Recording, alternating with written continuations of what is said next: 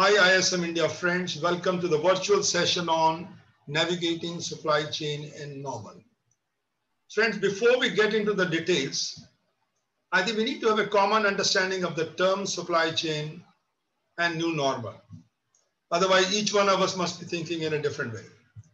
I think the best thing would be that let me recall 1988 when I joined as a head of supply chain. In 1988, I'm just telling again, emphasizing it, we had a supply chain R&D department. I was heading it, and I was based in Copenhagen. That's the time when we used to think around supply chain as a networking, trying to work it out. What are the activities involved around from end to end, from upstream to downstream? But we were not really integrated. Maybe the technology was the limitations, but the concept was there.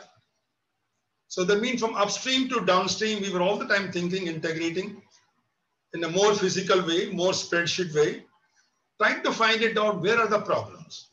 That's how the supply chain started. We started somewhat based on EDI standards, B2B, some activities of supply chain, I can say that way around. But later on, I would call, so this is the one which I will call as supply chain 1.0, the very first one.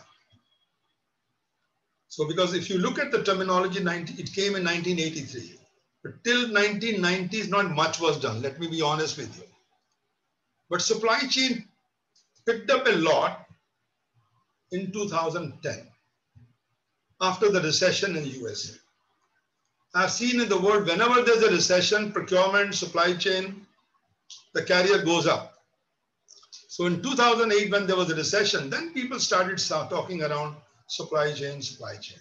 And that's the first time I heard that somebody who's heading as chief of supply chain office. And I think Apple was one of the first example I can say.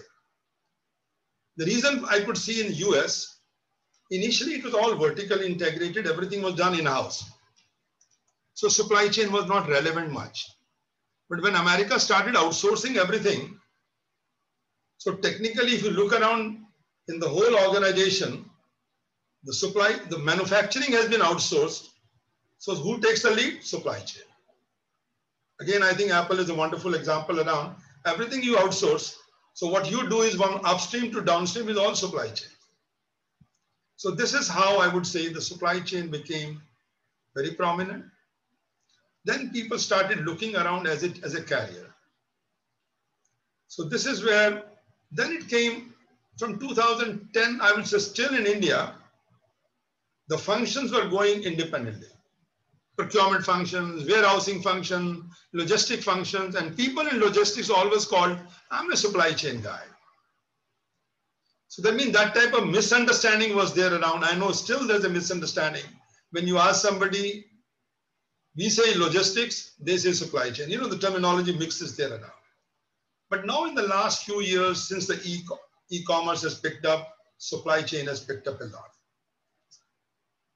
And I would also say that COVID-19 has changed the game. Before COVID-19, none of my family members knew about supply chain, except they listened for me. But now in the country, you must be seeing in the newspaper, hardly any days goes when even the leader of the country, finance minister, any minister you talk around, any big leaders you talk around, talks of supply chain, global supply chain. So that means supply chain has become very prominent. You don't have to explain to anybody now at least. So in one way, the COVID-19, I would say, I know it has brought many bad things, but one good thing for the supply chain, it has become very prominent. And now we are thinking of, can India be alternate for the global supply chain? So we are all the time talking of as an alternate for global supply chain. I know one of the questions came from one of the participants. Will the globalization stop? I said, no. The efforts which has been made to globalize will remain. The only thing is the mindset changing around that we will not put all our eggs in one basket. We will have alternates around. So that model will remain. I know there's one guy who raised this question around. So this is where I see supply chain as a wonderful carrier. Those people who are young, who are starting now, I can tell you, the whole approach is becoming supply chain ecosystem. Even if I'm giving to tier one is also having a supply chain. Tier 2 is also having a supply chain. everybody is having his own tier of ecosystem.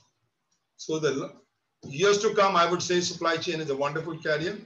Now coming back to the second point around new normal. Now if you look back at the pre-COVID time, we were focusing on cost saving, cost saving. I'll put all my eggs into this, one place, one supplier. I would like to rationalize my supplier. So that means we were trying to put volume as a bigger factor and trying to save money. But we never thought that if you're putting all eggs into one basket and that supplier has a trouble at tier 2 or tier 3 level, your whole chain could come to an end. And this is what happened. Second focus, I remember the time, and I was very, I would say I love the subject of lean part. But now in the COVID-19, everybody learned lean is not good enough. Even our body also is too lean. So if you don't get food for 2 days, you need to have something fat around. So COVID-19 has taught us that lean is a great idea, but you need agility around like a lion. You should be able to change. You should be able to flexible. Because the moment I got a lean concept, I can't remain agile. So these two things came around. So when we come to the COVID-19, that means the old concepts, old business practices, the best practices also may not work now. I know many people are already changing it. So that means we have come to the normal stage around. But this normal does not mean this will remain normal for years to come. The new normal also will change. I think we have all got used to change now. I think these 4 months, if you see around, if I go 20 years back, if this type of things would have happened, I tell you, you can't go to the bank, you can't do anything around. Today, sitting at home, everything is working. Your food supplies are coming around, your banking work is going on. Even when you're not going to the company, your company is locked down, but still everything is working. Why? Because of digitalization.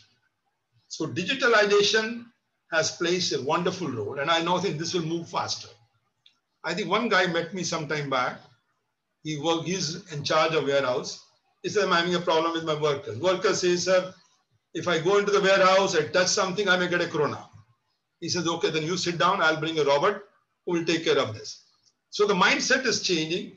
So what we are calling as a new normal may not remain new normal later on. So that steadiness will never come.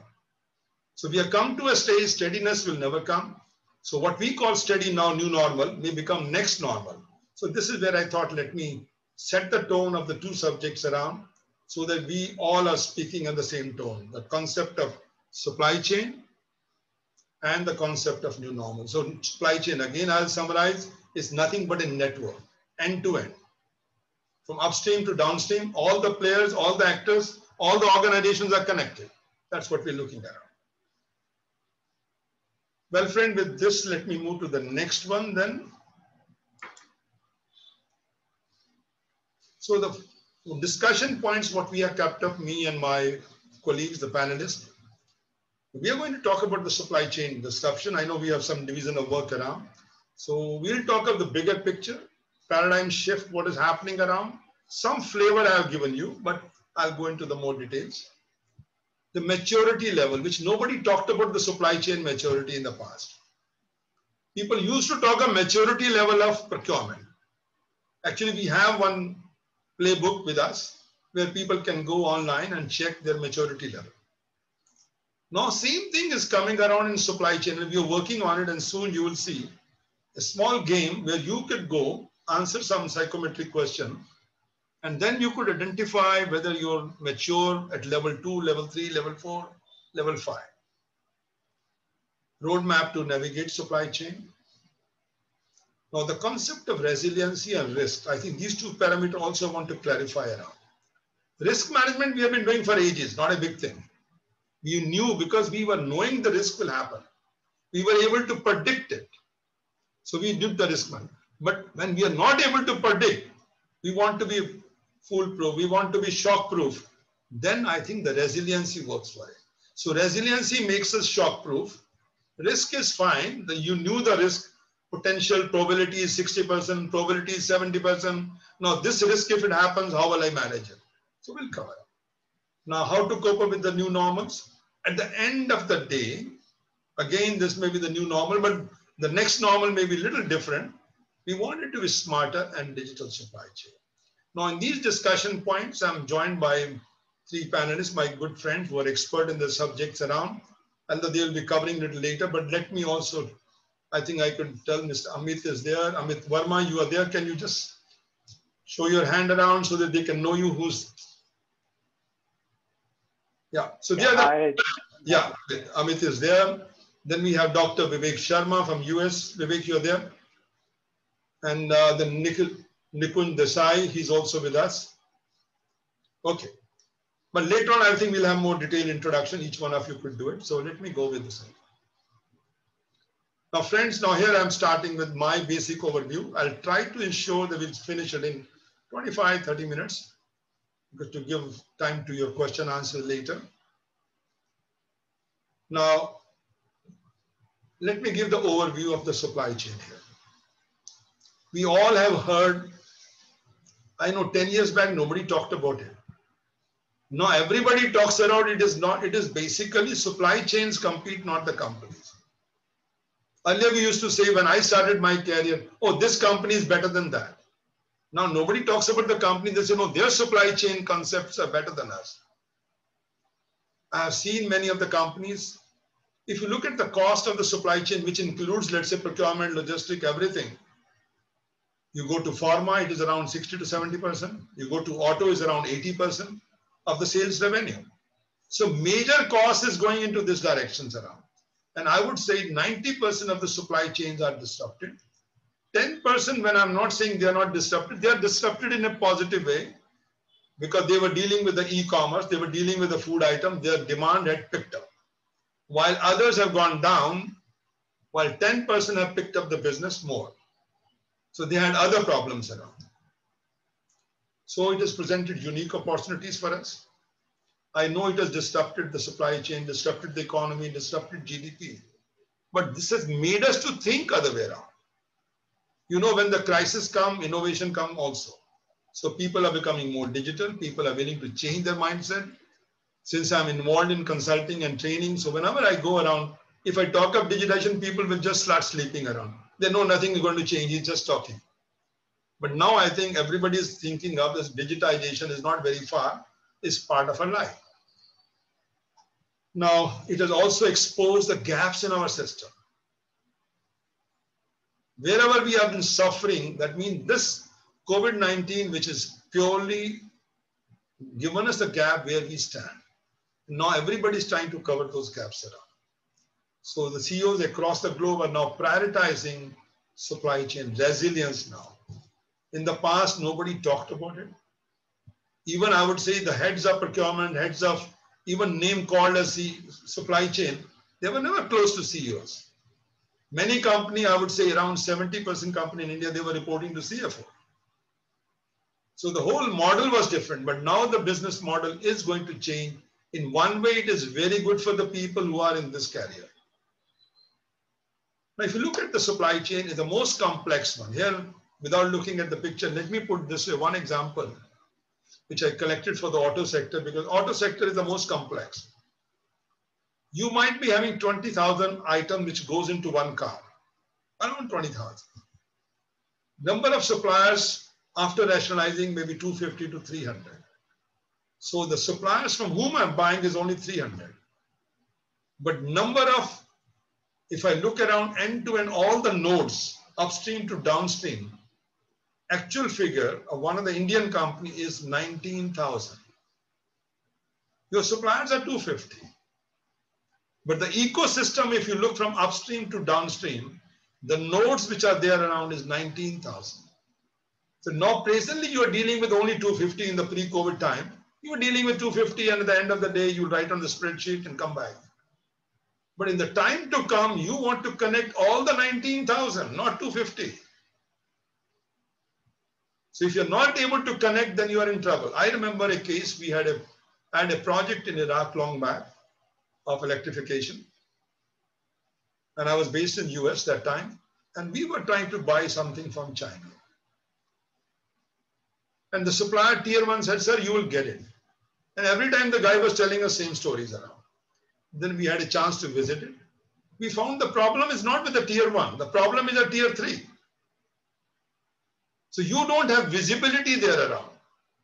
If you don't have a visibility up to tier 3 and tier 4, and you're only listening to tier 1, you're living in a fool's paradise. So that means it is not the 250 suppliers per se, it is those 19,000 nodes. I think is a human, I think it's impossible to keep knack of all those things around. You need the new technology, you need AI, you need digital systems to give you real-time data. If I had to put my staff, can you collect the data from 19,000? Then making a summary of it will take a 1 month. It's too late. You guys want a real-time data. So this is where I want to say around, it has become a complex, not complicated. I won't say it's complicated. It is complex ecosystem. So that means we need a different change. Here gives you the impact what has happened on COVID-19 time. Typically, I'm talking of pandemic. The highest affected is the apparel. You, me, none of us are buying any clothes around. We're working from homes, in our casual dresses around, so we're not buying anything. Nobody's going in the planes, nobody's buying aeroplanes around. Furniture, hardly anybody buys. Petroleum products, less. So you can see those are the one highly impacted. The less impacted is what? Pharma. I think Nikunj come from the pharma side, maybe he's the least affected. Medical services, food and beverage, everybody needs a food. So agriculture, semiconductors, so semiconductors also come there. So this gives you the real pictures. Who are the one affected maximum, who are affected less? Then this gives me the big figure, again of India, I'm not talking of others. Purchasing Manager Index. It's a wonderful index, everywhere is developed. It was initially developed by ISM USA, but now in every country, it's not the ISM does it, there are other organizations who have picked it up. So this is basically like you and me, when we spend more money, that means our economy is good. Our house economy is good because we spend more money. If I don't spend, mean my house economy is poor. Even if I look up the India as a whole GDP, around 40% depends on consumer spend. If consumer does not spend, how can the economy go up? So this is where they come around, the procurement manager index around, very important around. You can look at manufacturing. In April, we went down to 27. Now we are going to 52. Anything more than 50 is good. Less than 50 mean we are contracting. So we have seen the last 4 months very bad. On the service industry, because India's economy depends on service industry around up to 53%. If we look at the GDP, 53 to 54% is our service sector. Now, when we see in month of April, the service sector went to 5%. And now it has come to 41.8. So if this trend goes on, we expect in next 2 to 3 months, both will go above 50. The day it goes above 50, both of them, that means we are coming back to normal, but not the new normal still. It's coming up. So this is the way figures comes up. So this comes the challenges which we have across the value chain. During COVID time, we are having the whole value chain. Suppliers, difficult to get the deliveries part. Manufacturing, the raw materials are lack of raw materials around. Logistics, we had the lockdown, you know it very well. I remember even some of the books we sent around, it was taking months and months before it could go from here to Vadodara even. So we all have seen around, logistic was becoming really big issues around. Sales also, the consumer mindset has changed. Everybody is going on online buying. And they are not buying everything. They are prioritizing on the need part, not the want part. When we are a normal economy, we were traveling around, buy this, buy that. So when they're sitting at home, they say, why should I buy this? I don't need this. So your focus has become on need because nobody knows about the future job even. So in the process, consumer-based economy has gone down. And consumer-based economy affects a lot in India, not much in US that much, because in US, it may be a share of 25%. Here it is around 40 to 50%. So consumer-based economy, because we spend that much around. If you look at our salary, 50% goes on that. So people also have changed. So they have been quarantined. There's a shortage of labor. I'm sure my colleagues who are working with the industries, manufacturing, they are really getting a pinch of it. Many workers have gone back. The migrant workers, they're not coming back. So that is affecting the whole value chain. The paradigm shift, if I call around, we have become demand driven to customer driven. Earlier we used to get from the sales demand, just go ahead. Now we say, no guys, the demand also will be upgraded, but that is linked with the customer driven. So that means we are connected with the customers and get the data. Always on the intelligent process.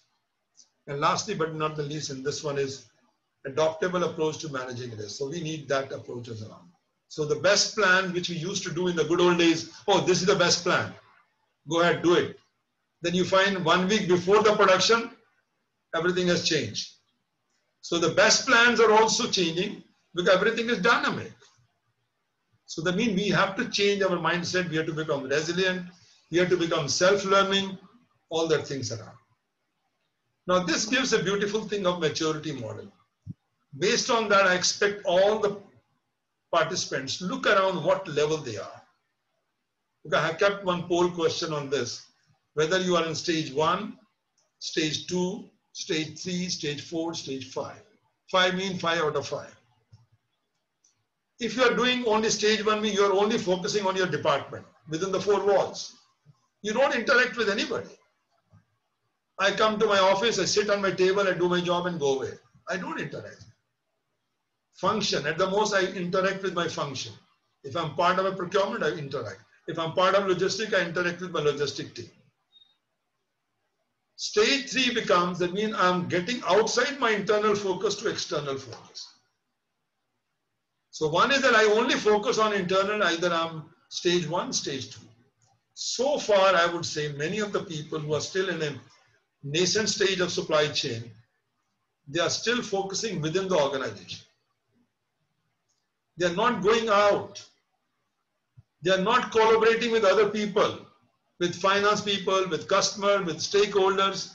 You have to listen to them as well. You also have to know my competitors. So till you don't have a focus on outside, you have very narrow vision. So if you want to be really mature enough, you have to see what others are doing around. I'm sure most of you, anyone who has been at the senior levels, they must have seen, they always look at what changes are happening outside.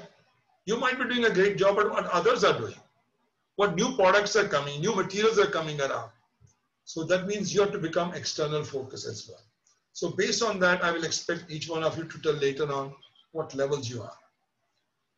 Maturity level, the way I can see, majority are 2 or 3 in India, the wherever I have visited, because I visit around 15-20 companies every month. So in the last 8 or 9 years, I must have visited many of them. So then we go down to the next ones.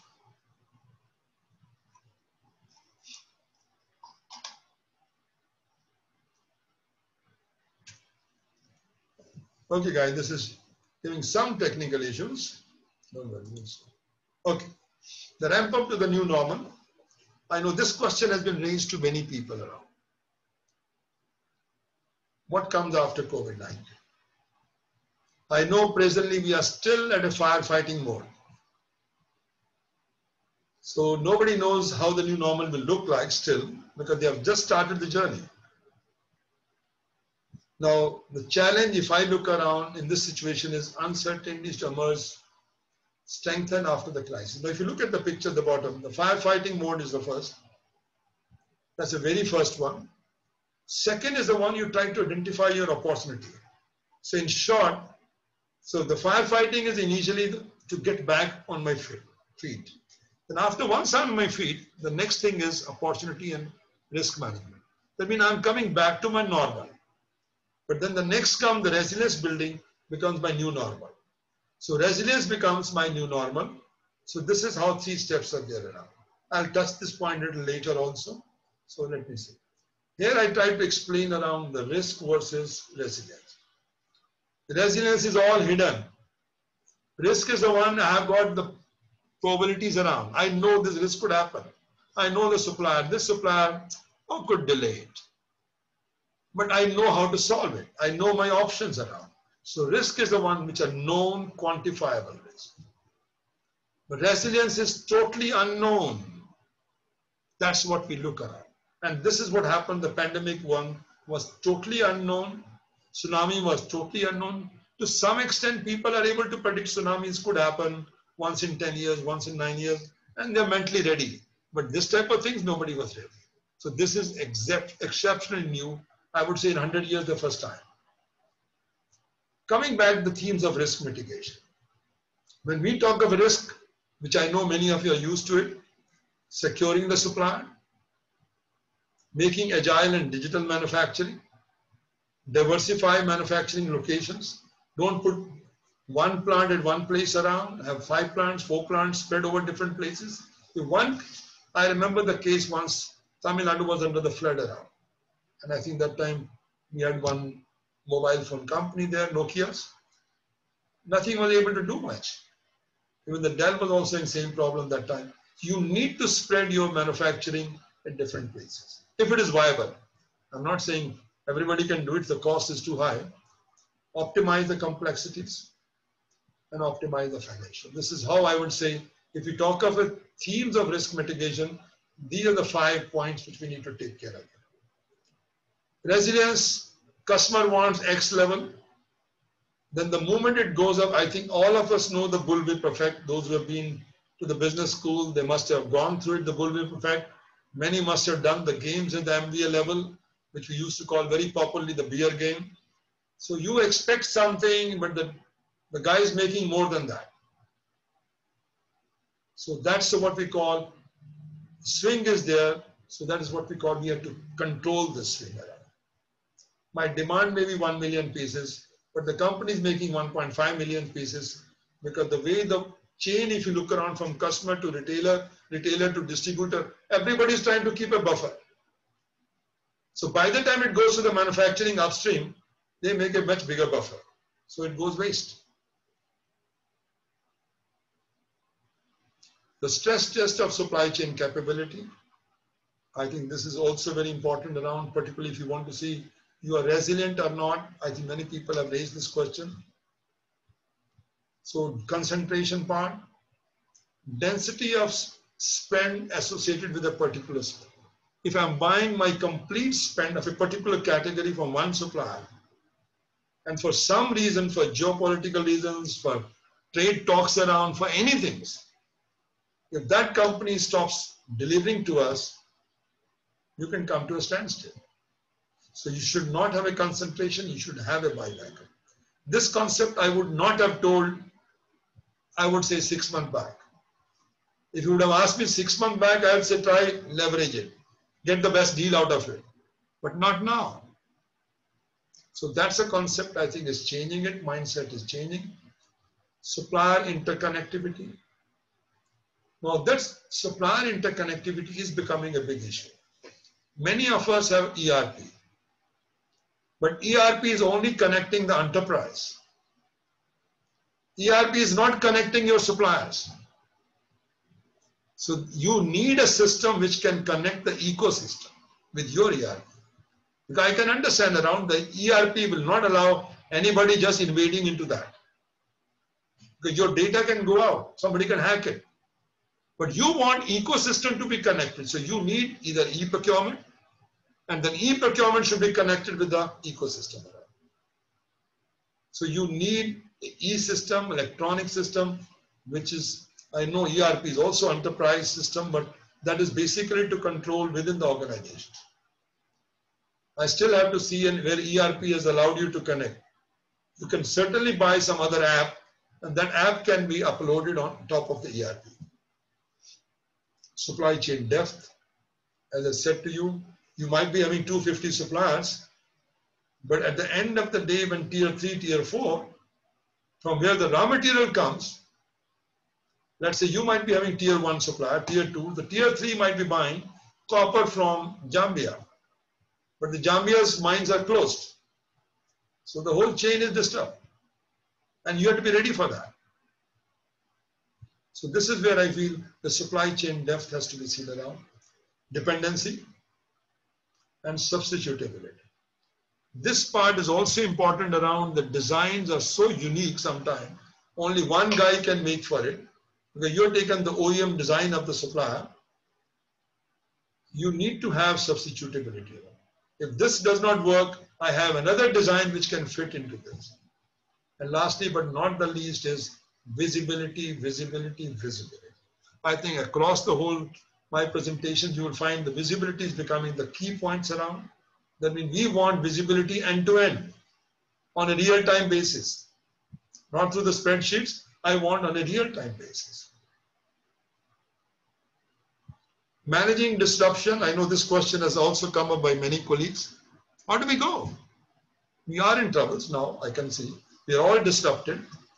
So the very first thing we have to see in this disrupted stage, we are all short of funds.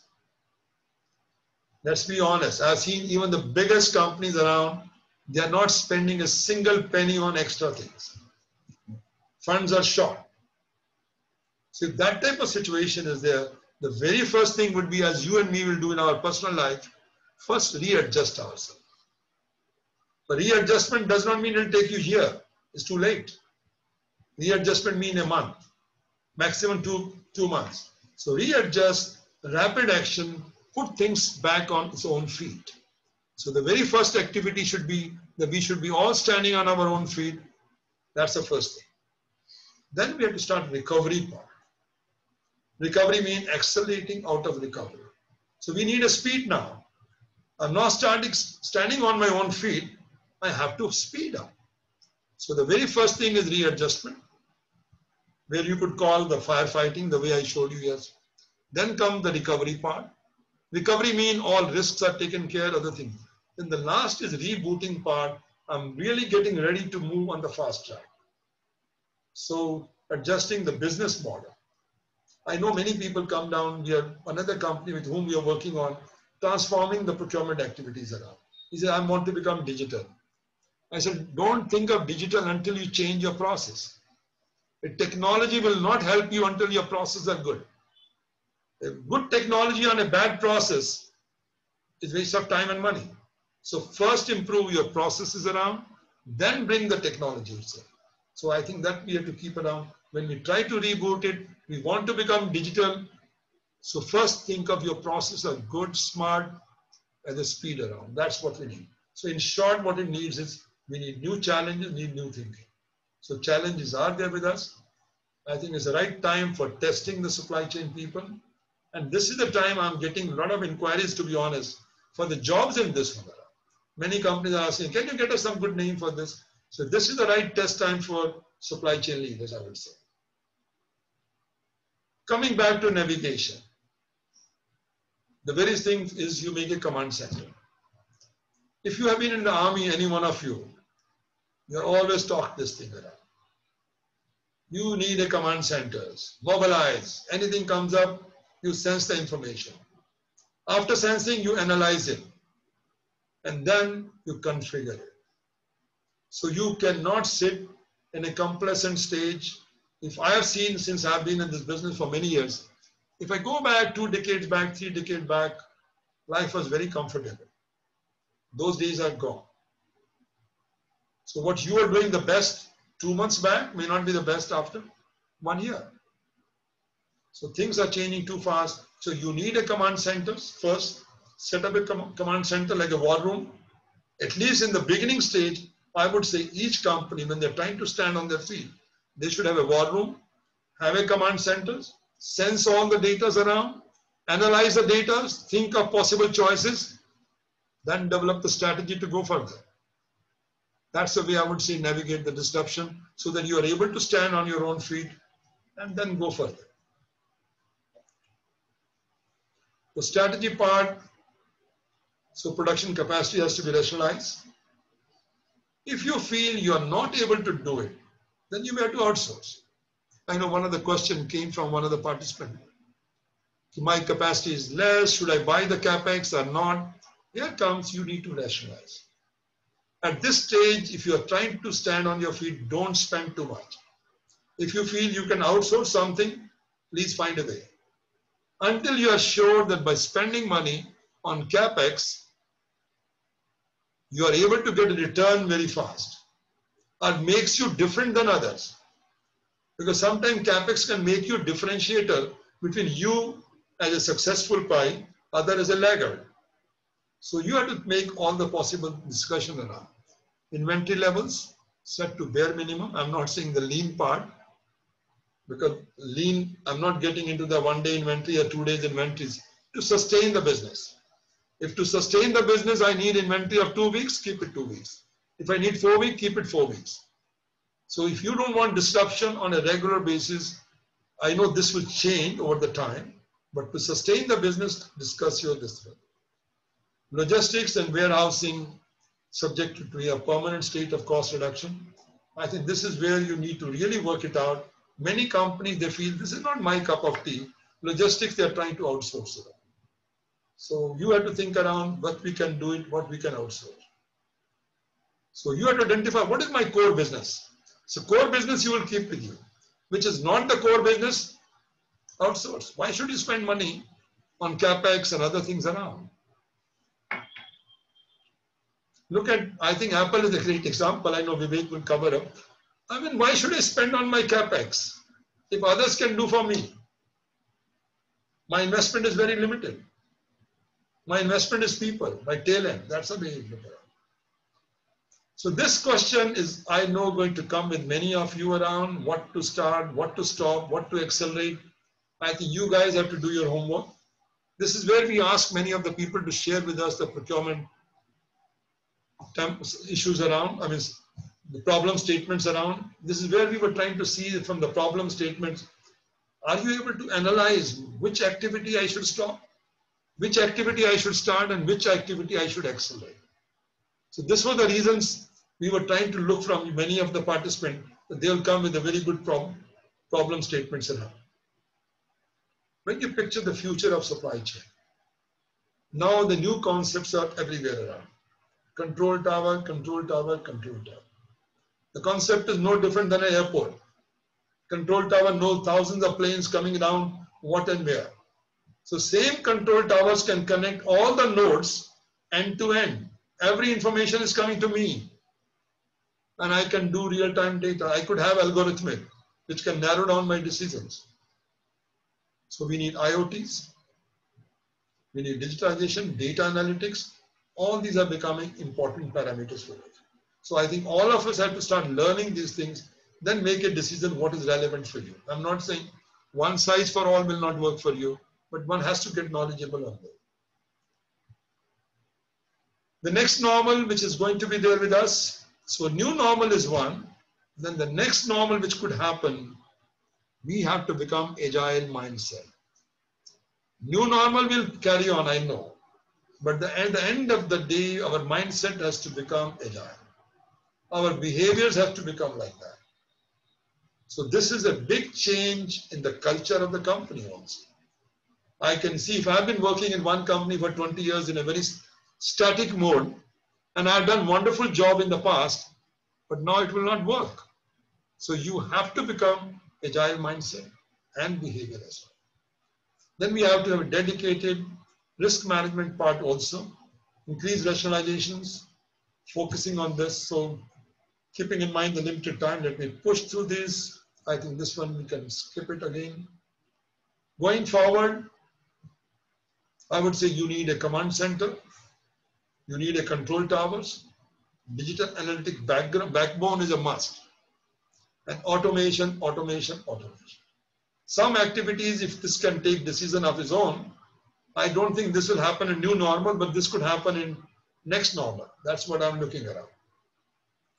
So at the end of the day, when we talk of next normal, we should be becoming supply chain 4.0.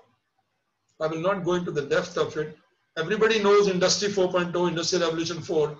So if you feel that you want to be really next normal, you have to use all the technology of Industrial Revolution 4.0. which could make you touchless, which could make you all integrated system, holistic, end-to-end decision making, all the things will come up. This is the one I'm talking of, the control towers, where your all players are connected. Return is not a destination. Keep in mind that even if I come back to on my center stage, who knows, next time something else will come up. So you have to go with a step-by-step approach. Very first, as I said to you, recover your revenue, rebuild the operations, rethink the organization structure. Keep in mind, organization structure is also has to change. Accelerate adoption of digital solution. That's the way I will look at it. The final thoughts, I would say, stop assuming old ways will return. Remote working is about more than this. So I would say, with this, the last mantra I would say is disruption, disruption, disruption. Either you disrupt yourself, you mean your organizations. If you don't disrupt, somebody else will disrupt you. Your competitor will disrupt you. They'll come with a smarter thing and then you will be disrupted. So better you start disrupting, rethink around, reinvent around, and reposition. So depending on the market, you have to reposition yourself all the time. Well, friend, with this, I want to thank you again. And before we proceed further, I think we will have just a few minutes for the poll before I give the floor back to the panelists. Yeah. This poll will help us to understand, and I'll share with you the outcome. Where do we stand?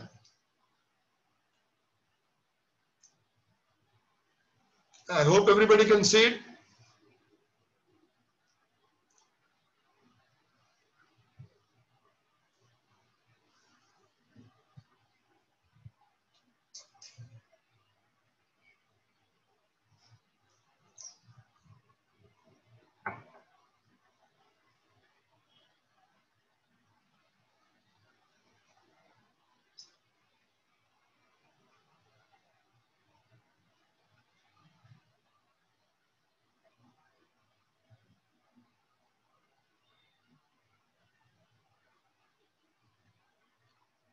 Some of the poll question will answer your questions also, which you have sent us in advance.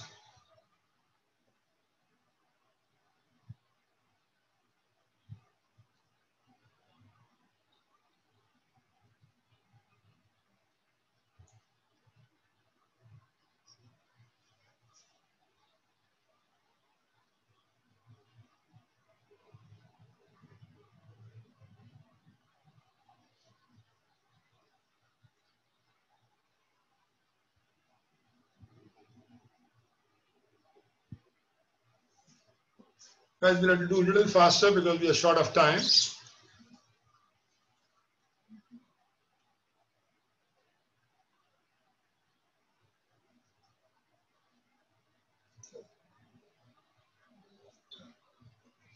Can I see this? Okay. All the questions covered? Okay. 5. Okay, we done 5. So in the meantime, you can share.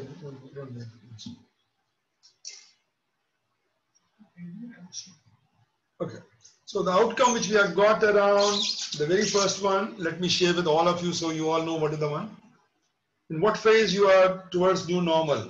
I think this will answer many of your questions also. So 26% said they are still in the readjustment stage. 44% are saying they are moving into the recover stage, which is good. And interestingly, 28% are in the report. That means they are moving forward. They are going to start acceleration part now. Second one, essential steps around which I could see that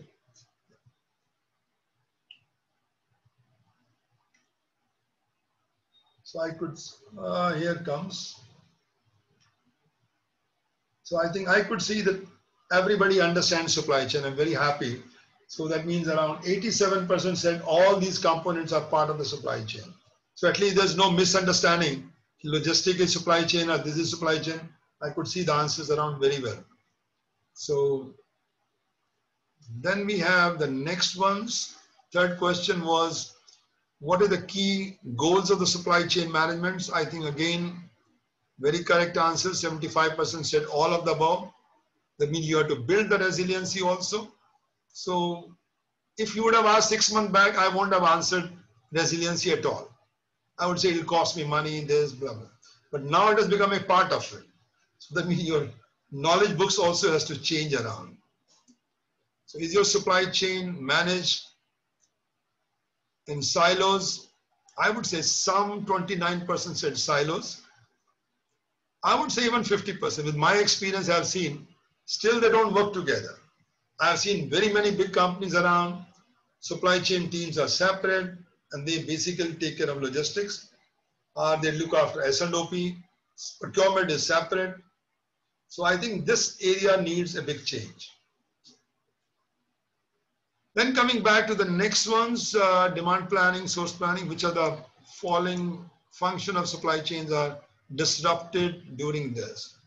I think I could see demand planning is the number one. 18% has been disrupted, which was understood. Sourcing also is disrupted, particularly who are importing from abroad. Manufacturing, not much, only 7%.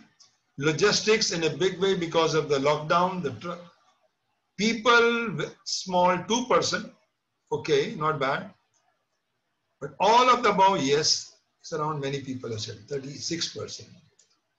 So this is the one. So another 5 and then I can close this one. Yeah.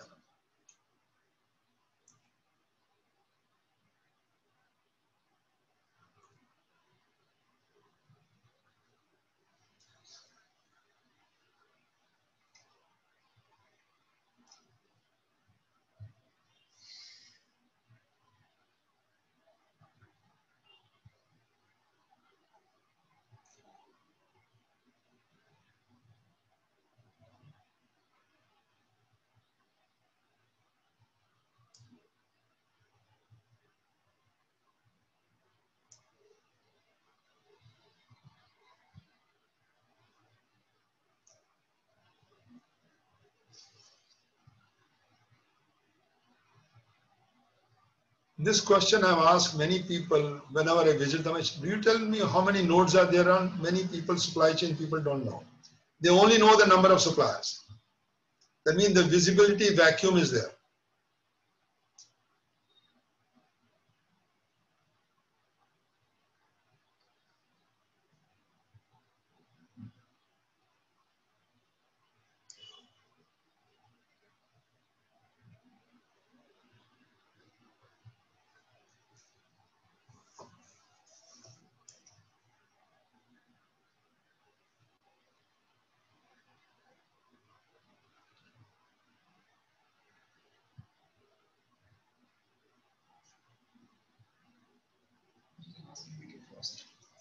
Will you do it faster, my friends, so we can switch?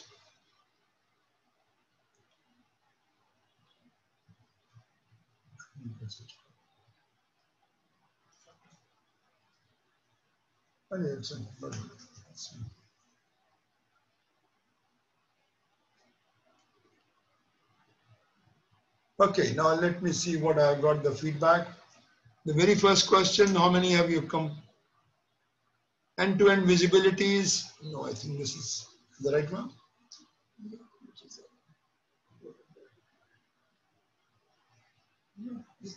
No. Okay, now we were looking at the number of nodes around. Majority said they are less than 50, which to me doesn't look like a very complex supply chain, honestly. More than thousands, only 29%, 23%, which I could call as a complex. Up to 500, even when I started my career, this was very common. So 500 is not a complex to me. So even with the older system technology, we were able to do it. So I think one needs to do a little more homework in this. What is your impact of COVID-19 on your supply chain? I could see that, I would say many have said there's a big decrease. So there's a decrease quite a lot, big impact I can see. The maturity level, many of you are saying 1 to 2. 3 to 4, 55%. I would love to be there. Because maturity 4 means you are really very close to digital. And a lot of things are going on a real-time basis. So I think it will be very nice to discuss separately after this workshop is over. I'll be very happy to share with you, understand correctly what is 3 to 4. Those at least who are saying 4 to 5 are those who are saying 4. Is your supply chain linear or interconnected? Now, linear, some people said, 26 people said linear path. It goes one step by after another step. Interconnected ecosystem, 74%. Now, what type of tools they are using around, I leave it to you, whether you have a control tower, whether you have something else. How do we interconnect? If I've got 1,000 people, how do I interconnect? Data analysis, 25%. Yes, I can understand around. This has become very popular. IoT is still in the nascent stage. Robotic also still at that. RFID is picking up because the cost of RFID has gone down. 3D printing, I've seen some of the airlines for spare parts using it also. So, well, friend, with this, I want to thank you all. So I think we should move to the next session now on panel.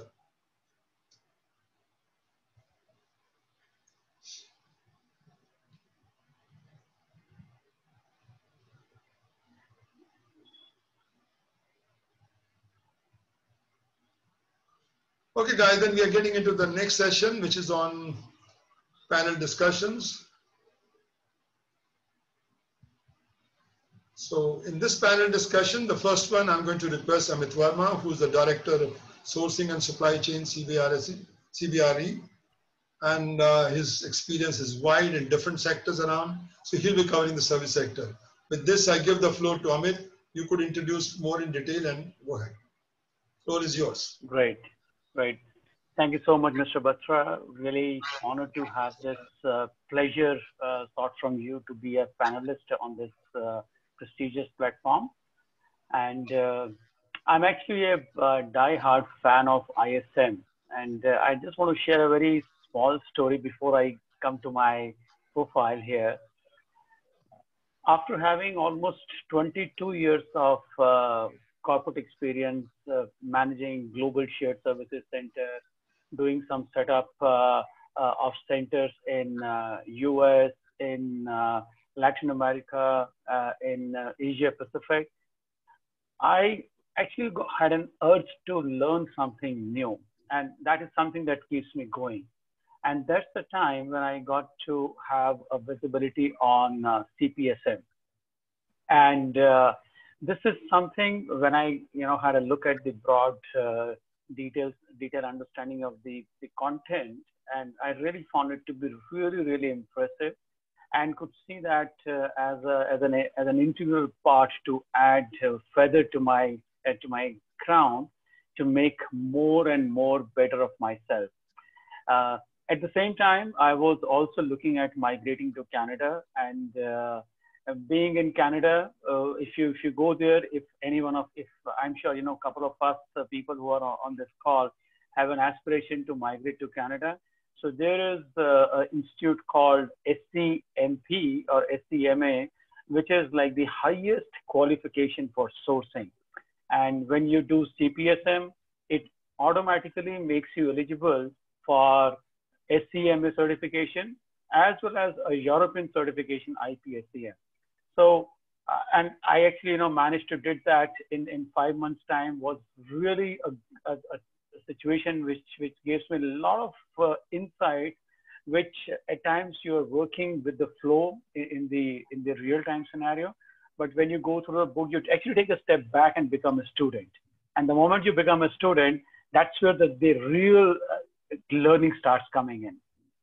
So once again, pleasure to be part of this forum. In nutshell, I've got about a little over two decades of experience, right from manufacturing to shared services to ITES industries. A couple of companies which I served as are MetLife, American Express, Aon Hewitt. Currently with CBRE, although I shared that I did migrate to Canada, but then I had to come back because of some personal reasons, and that's when I joined CBRE in India. and now looking at a global role to manage their sourcing, supply chain, and sourcing consulting and technology vertical. From an experience standpoint, I'm a CPSM, SCMP, PMP, AMP, and Green Belt and Lean certified quality professional. Mr. Batra, just a quick one. Do you want me to share my screen, or someone will start it? Oh, better. I think better. I think you can control them. Okay. You want us to? No, I'll share my screen. Yeah, that'll be better. Then you will have access to it fully. Yeah. If I think this need to be unshared first, and then I can share my screen. Yeah. Thank you so much.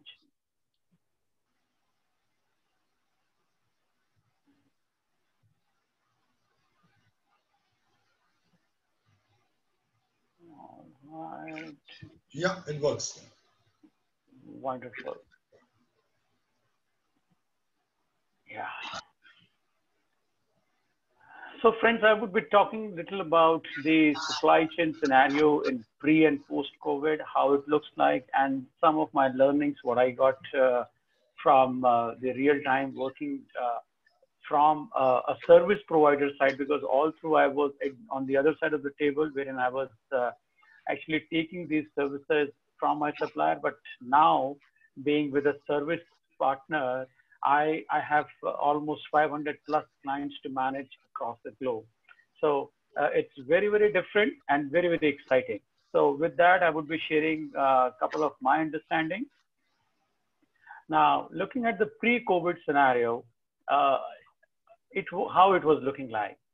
So we were finding that supply chain was like more of a stable supply chain, wherein we know that like almost 80% is something there, pretty much going on a smooth vertical. And at the same time, the balance 20%, although they were complexities, but they were like more of a BAU, something like, you know, this is the problem which is going to come on your platter, and you would be managing those situations pretty well. But having said so, there were and there will be a couple of scenarios wherein you would be in an unknown scenario, but those situations would be very, very minuscule. So net, I would say supply chain was pretty much on a stable ground phase. This is my favorite. So work from home. So it was a very clear understanding that it is inefficient. We will not get productivity from people who are working from home. There was a very common understanding thread which says that if people are working from home, they are actually not working, they are roaming around, or they are doing their personal work. And here I'm confining my information for India. While there are mature, developed places like US or Canada or some places in Europe, wherein work from home or work from office actually doesn't make a difference. So here they qualify it more from the India perspective, that people have a common notion by and large that it is inefficient and we do not get productivity. And if you look at, and I'll give you some examples, like if you look at a BPO industry or an ITES industry, you would find that even today, the best of the organization, barring a few, you know, if I look at the bell curve, barring few, they still prefer their employees to come to office and deliver services because they're not confident that they will get the required yield by allowing people to work from home. Next is from the employee standpoint, we were used to get services on desk. And again, here I'm talking about by and large. So, and I'll give you an example. If you look at a travel services, if I want to book a ticket, although there are tools available, I have been given the softwares to use. I can just book the ticket at the click of my phone, but I was needing services on my desk, which means I need a travel desk representative sitting in my company, as opposed to someone who is controlling things from a command center or providing the on-site services. So for example, if I have to go for a visa application, I would ask that, guys, I don't know how to fill this form. I need these services on the desk. So it is something, again, very much confined to the Indian market scenario. People were very much used to getting personalized services, very attentive. If I have been given the attention in person, this, I'm more than happy to give 10 on 10. The moment I say no, there was a delay because the person was not very prompt in giving response to me, I was saying, no, this guy is not giving me a job, giving me the requisite service delivery on time. So I might rate him, 7 or 8 or maybe 5. So very much personalized services and on-the-desk services is the culture that we were used to. Last but not the least, as we saw that CEOs feel that working from home is not an efficient way. So offices were actually operating at 100% of occupancy.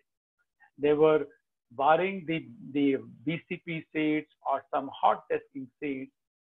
There is a notion that we have to operate at 100% occupancy because we have made the investment.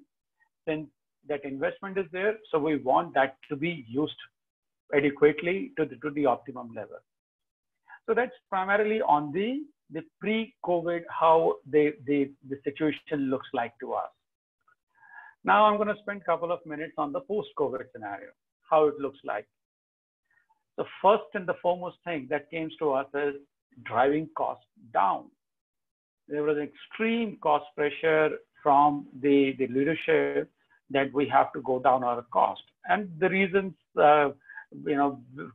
best known to us, because the business was going down. If I discount the upside industries, pharmaceuticals, e-commerce, hospitals and all, most of the industries were going down. So when the business was going down, in order to survive, there was a cost pressure, there was a pressure from the business to lower the bottom line.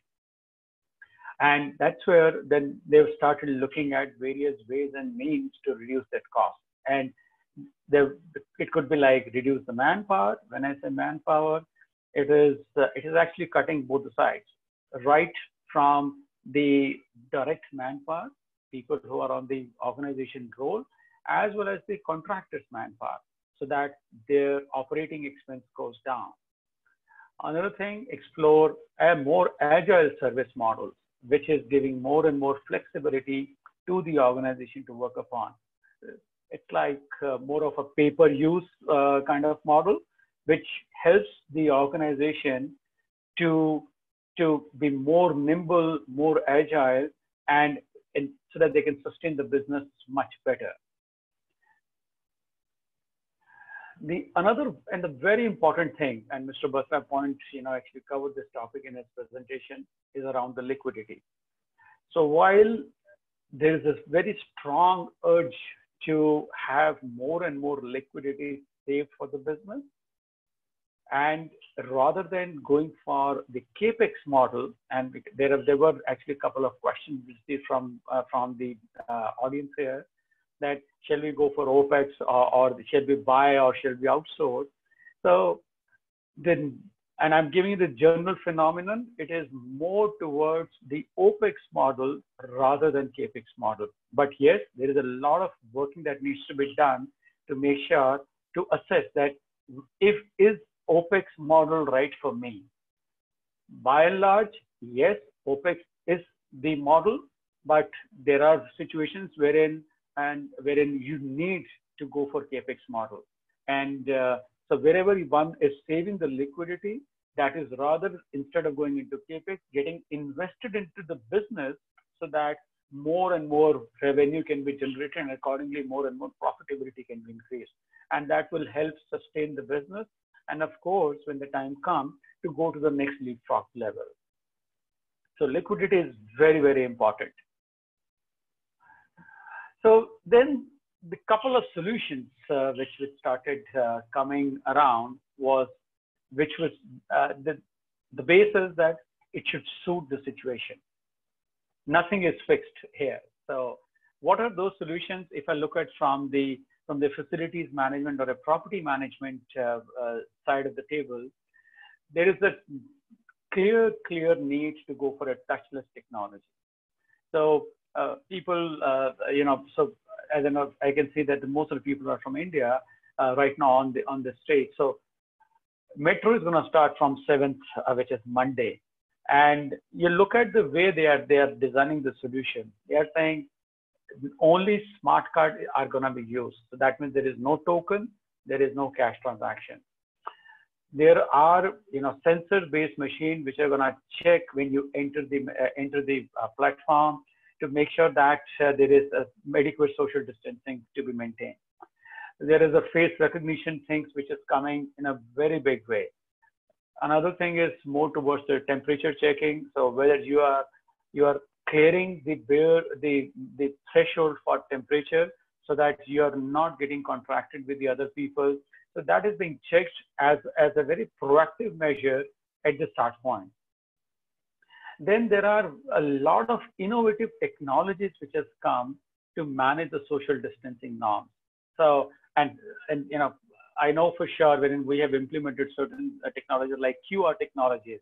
So this gets rolled out, this gets downloaded in your mobile phone. It's an app-based technology. So the moment you come close to the other person, you will get a beep that you are breaking the social distancing norm. So no one is actually physically reminding you. It's the technology which is making you aware that there is a breach. So be careful. Another very interesting solution is food. We never thought that we will have a food vending machine. And when I say food vending machine, it's not the normal chips or cookies which are there or the juices.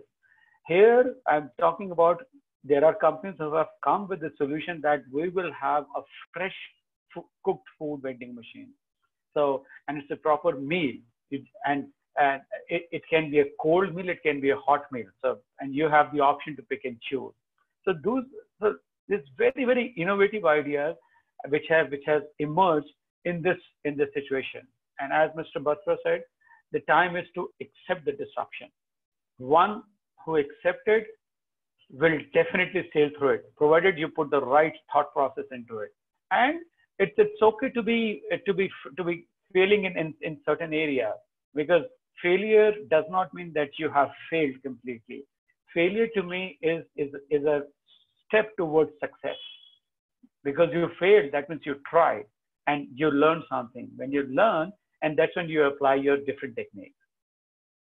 There's a lot of focus on the equipment kind of thing, more from the health monitoring side. A lot of hospitals have come out with the solution. Then a lot of stuff is going towards the cleaning and the fumigation perspective, and to ensure that there is an end-to-end uninterrupted supply chain, which is very, very, very, very important to this entire trajectory. Then let's talk about some challenges. The first is that how to be close to the customer. It's no longer distant. And this is a beautiful example on Amazon or Flipkart, wherein they are setting up their FC near to the customer. So they are actually doing a wonderful data analytics, wherein they are getting a real intelligence that these are the places wherein they are getting a lot of business orders, and to fulfill those things, we really need to set up another center which is near to that, so that the tail end supply chain is really robust here. And that is also one of the reasons of their success. While they have an excellent supply chain, so they are doing this next level of innovation to beat the market, to beat the customer sentiment, and make it really prompt and aggressive to meet the customer requirements. The other one is the speed to market. So while there are solutions, the key lies is that how fast are you responding to them? Are you really quicker? Are you really making it workable for the market? There is no time when you are putting something on table, but it's already very late. So speed is very, very important. The other challenge is, prioritize norms. How will people come back to office? So there are a couple of companies who have already started getting people back to office. Not very much. The analysis says that by this year end, there will be anywhere from 10 to 20% people coming back to office. And by next year end, the occupancy would be around 50%. So that means there's a lot of people who are going to work from home. And at the same time, organization need to put clear norms how to make sure that they are taking care of this COVID scenario. They are taking the necessary precautions.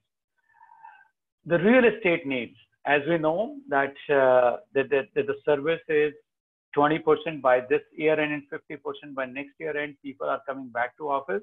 That means there's a lot of vacant space which are not going to be utilized. So people, larger organizations are thinking, shall we go for a new real estate requirement? Or shall we look at the existing requirement and fill those areas to get more business? Because if I look at the ITES industry or the BPO industry, that the sentiment says that because of this extreme cost pressure, India market is going to go up further. It is very temporary at this point of time. So business is going to come back because of this cost pressure. So when business is going to come more, then that means you would need more real estate. But with this work from home scenario, companies are assessing, should we really go for those additional spaces or not? Then managing work-life balance for employees.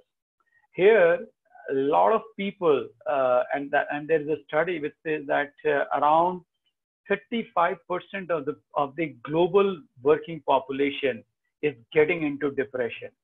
And this depression is primarily because, especially people who are not used to work from home, they are just working morning 8 to 10 in the night or morning 9 to 12 in the night, because there is no time. Earlier people were having, I have a situation, okay, I'm in a bus, I'm in a public transport, or I'm driving. So there was a cutoff kind of thing. But now, since you're working from home, people, manager or the supervisor feels you're working from home. There is so they can reach out to you at any time. Again, cutting to the Indian scenario. So how to kill those, how to manage those work-life balance and help employees to mitigate this situation.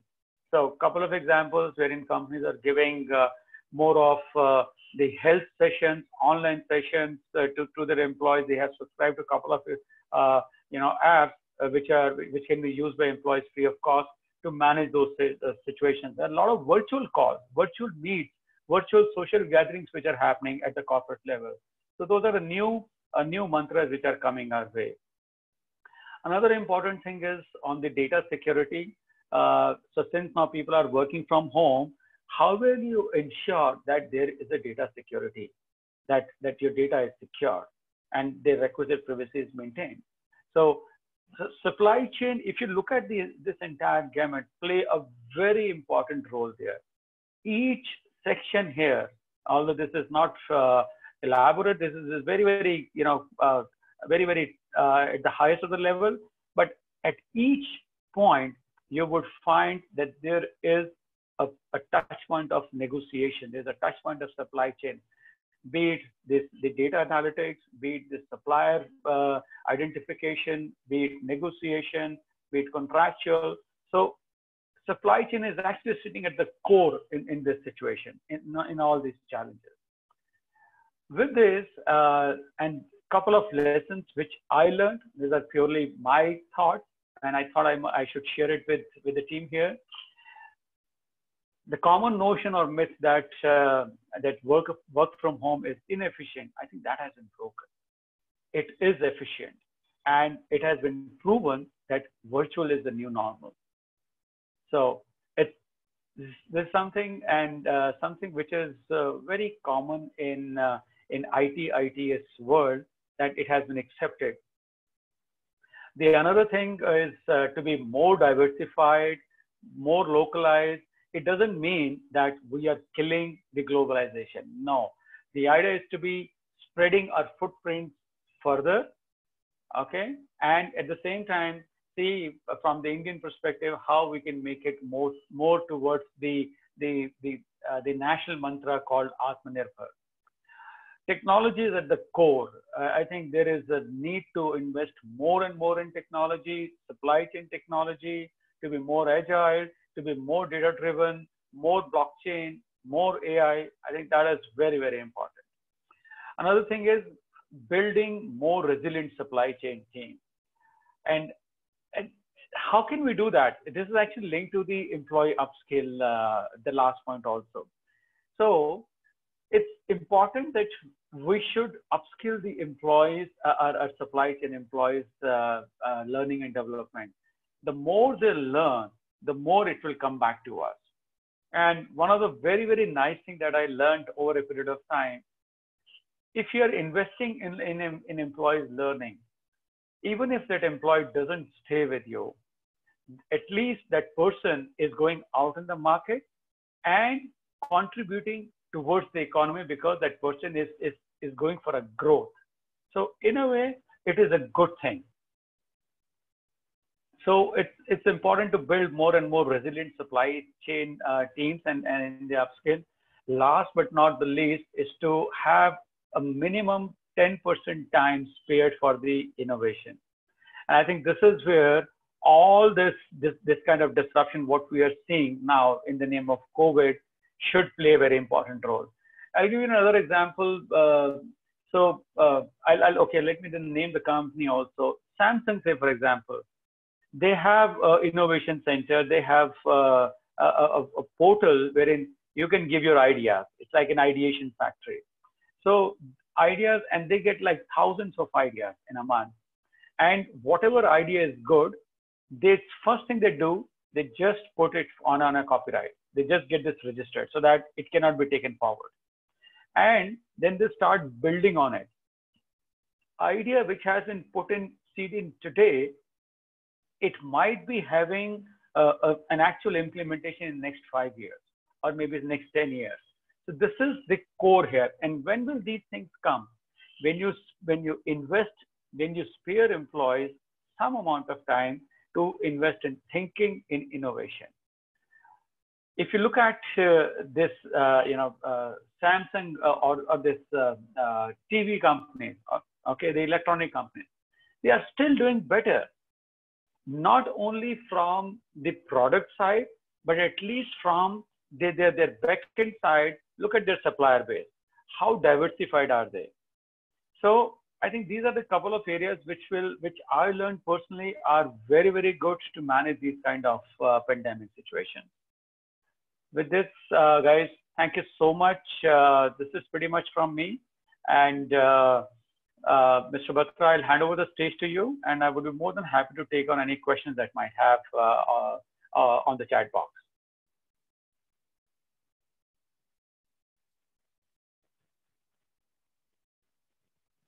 Mr. Batra, you're speaking on mute.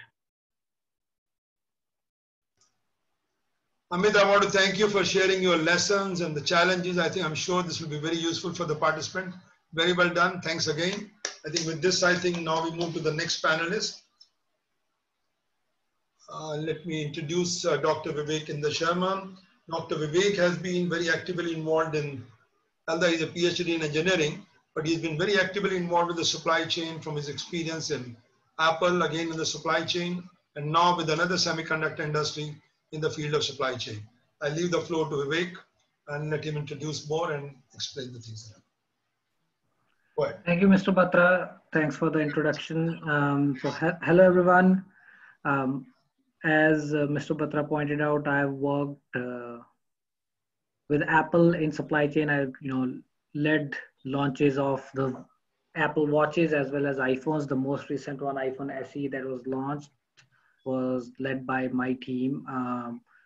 So I worked very closely end to end of the supply chain, starting working directly with the original and equipment manufacturers, the Foxconn company in China, who's building the product, putting it together, all the way to getting it in the hands of the end customer all over the globe. So worked with multiple stakeholders, collaborated with all of those, and touched all the points in the supply chain pretty much. And currently, I am leading the efforts to, bring in more analytics into the demand planning and forecasting at a semiconductor fab, which is Global Foundries. So it's kind of a different. Now I'm on the other side of the table, so to speak, where with Apple, given the leverage that Apple has, such a big company, it's the first $2 trillion company in the world.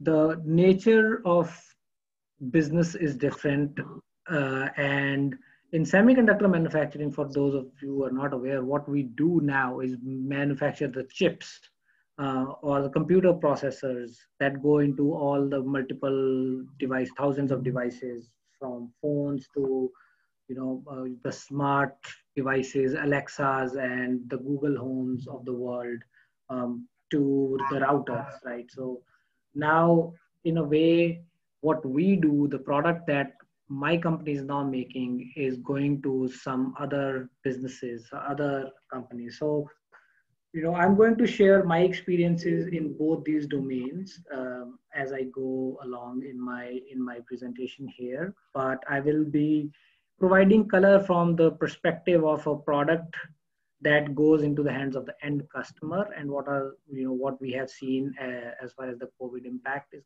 concerned, as well as going into being a supplier for large manufacturers. So those are kind of the two variations in what I'm going to be sharing. Let me start sharing my screen.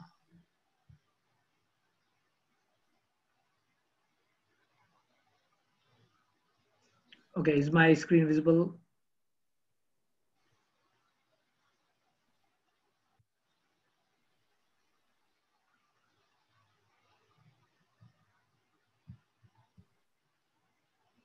Mr. Batra, can you please confirm if it is visible? Can everyone see? I can see. Yeah. Go ahead. Okay.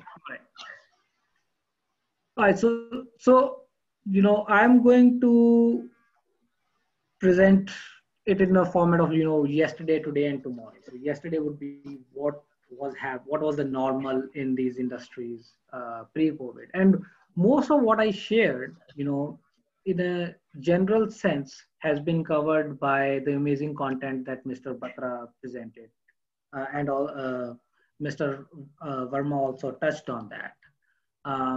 But it's going to slightly differ specific to this industry, and I'm trying to bring in some real examples of the things that I dealt with, and for everyone attending this session, some of these might be applicable, some might not be, but my idea here is to kind of give some broader context on specific industry, which could be applicable elsewhere as well.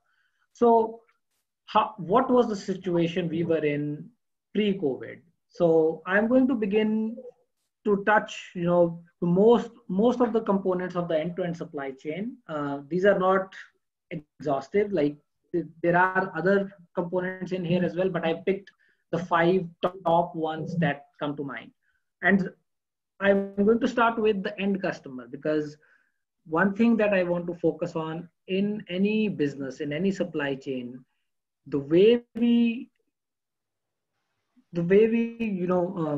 arrive at what works or what is the best should always start with the end customer in mind. So that's where I'm going to begin with. So when you talk about the end customer, we knew who the end customer was.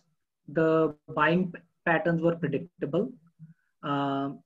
So let's talk about iPhones or watches, for example, right? There are peaks and valleys into the business depending upon what part of the year you are in, what geography you are in. To give you an example, we know during the Valentine's Day period, for example, the rose gold phone is going to start picking up, because that's a gifting item that is given away. So there has been a lot of historical data that you can use and leverage to really arrive at forecasting accurately in terms of what you require. Now, how that product available to the customers is the next step, which would be the logistics network.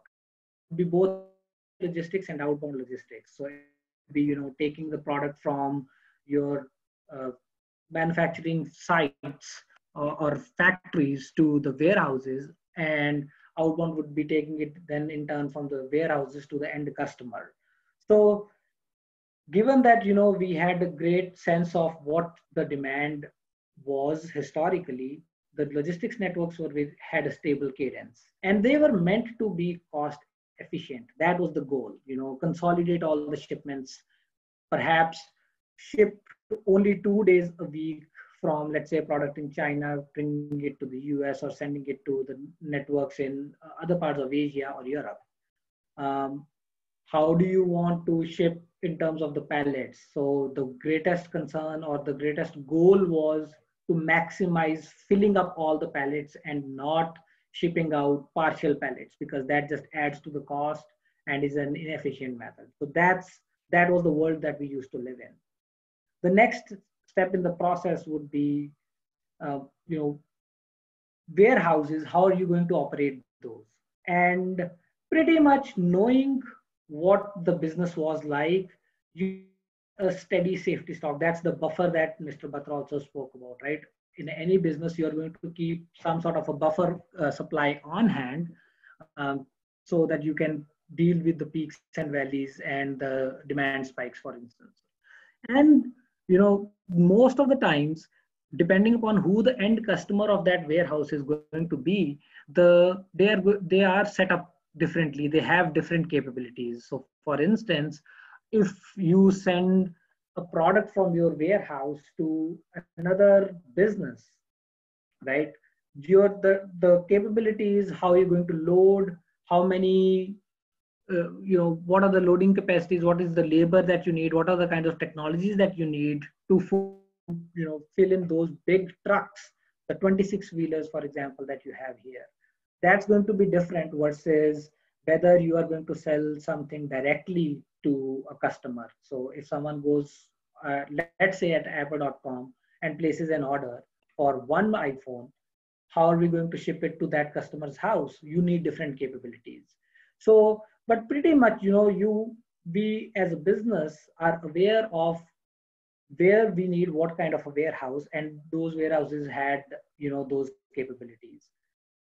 Then you go one step upstream is manufacturing. So the manufacturing was 24/7, and we were building supply in the ideal mix, and that goes now for semiconductor wafer manufacturing as well. In the semiconductor industry, given that we are not going direct to the customer, and semiconductor industry does not have a large distribution center footprint. It's mostly going from manufacturing sites to the end customers, because there is more technical work to be done on that.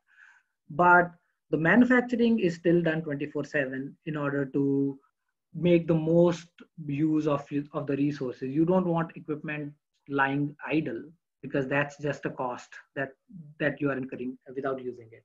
And knowing what mix you want to build the product in, you are able to build it in that ideal mix. And finally, upstream, when you procure materials to align with those mixes, you are able to have a long-term plan. You can work with all the suppliers to make sure you have all the displays that you need, the RAMs that you need, the NANDs, the hard drives that are going to go into your phones, for example. And in the semiconductor industry, how much silicon do you need? How many raw wafers do you need in order to create a chip? What are the equipments, the tools that you need in semiconductor industry? Given that we are a very, very capital intensive industry, tools can range. One single tool can be $120 million in cost, and you can have 10 of those tools in one fab. So procuring all of these was relatively stable because we knew what we were dealing with. Now, coming to today, what has happened due to the impact of COVID? Again, starting off with the end customer, the demand is uncertain. When we were just about going into this COVID phase, the there was risk to slowing demand.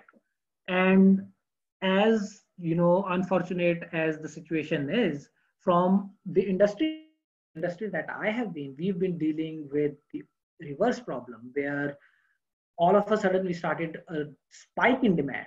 And that was because primarily people were working from home. So there was requirement for technology. People started buying iPads, people started buying more iPhones in order to be more efficient from home. But what happened was there was a channel shift. And what that means is everything shut down, right? The retail stores shut down for Apple, for example. The third party players that we used to partner with, they shut down. So there was a big shift on the online channel. There was a spike. The online channel started having 10 times the business as was the baseline prior to this COVID impact. And what that meant was that there was stress on the warehouses, which I will come down to as well. The business partner footprint changed. So as I was talking about, so think about, let's say you buy a phone in India, you go to a Reliance Jio store, for example, or, if you're buying with a contract with Airtel, that's where you go to buy. But now all their stores are also shut down.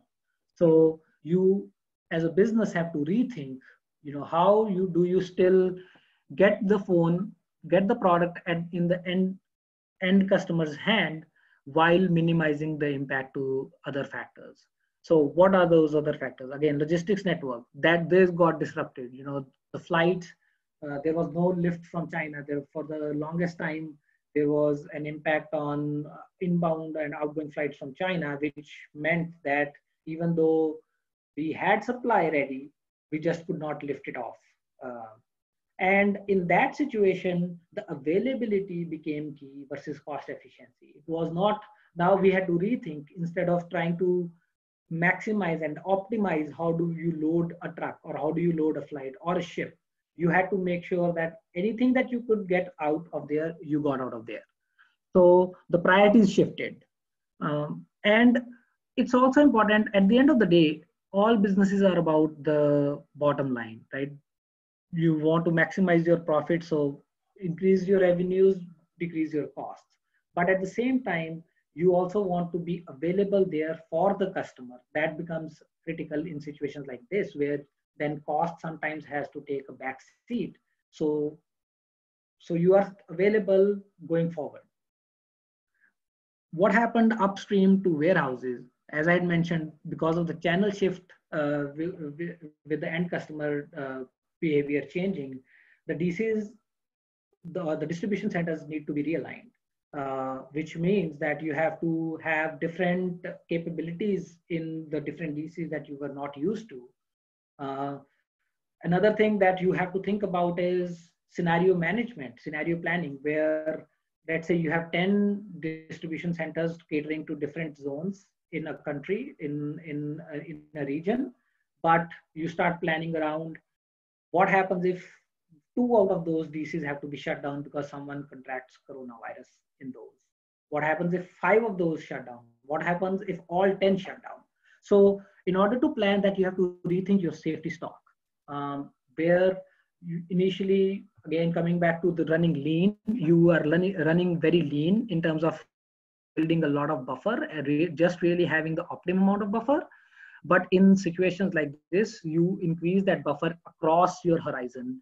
And that is exactly to deal with these situations where you could be dealing with 50% of your DCs shut down and not having access to those, the supply that is, so rely on supply elsewhere. So again, all of these are leading to, increasing inventory, increasing costs. And that goes into relaxing the error bars. So given that you're in a period of uncertainty, the leanness in your process goes down. The OEMs, they started dealing with labor constraints. Factories are shut down, people are falling sick. So your supply of the finished good starts becoming more constrained. Your efficiency of, the material packing in the factories goes down. And that is to be expected, and that is exactly what happened. And finally, how was procurement impacted? uh, your suppliers could be shut down. You will probably don't have access to them. The suppliers in turn, the raw materials that they deal with, they start becoming scarce. So what happens in that case is you lead to something called supply cannibalization, which means that now you are having to choose. You have, let's say, 1256 gigabyte RAMs sitting around. What do you make with that? Whether you make all 1000 iPhone 11s, 500 iPhone 11s, and 500 iPhone 11 Pro. Those are the things that you start dealing with, and the decisions that you start making, which in the prior timeline you were not really doing because you had a lot of supply. So those are all the things that have been that we in a semiconductor and electronics industry went through. Now, how was this all possible is what I have highlighted at the bottom. And that's only through close internal and external partnerships. So one thing that really came out of this is that, people, if they start working together, they were already doing that in a very, major way to begin with. But this put an enforced and added and focus on those partnerships, because everyone is in the same boat. The kind of problems that all the companies are facing is different, but it's the source is the same. So to navigate all of that, it relies a lot on people skills, and that's one thing that I also want to highlight, that given that supply chain, it's such a collaborative, such a cross-functional role where there are thousands of touch points. The value of having and inculcating those relationships cannot be overstated. So based on this, so where do we go from here? So far we saw that this is a specific impact and specific action that came out of that was led by that impact. But as we rethink where we want to go, you cannot predict the future. You don't know what the new situation is going to be. If it's going to be another pandemic, hopefully not, or there is going to be some other geopolitical incident that could disrupt the supply chain. So what you can do is best prepare yourself for anything that could be coming in the future. So how do you do that? The key to that is faster response via better preparedness. So what that means is digitization of your supply chain. Mr. Batra touched on that.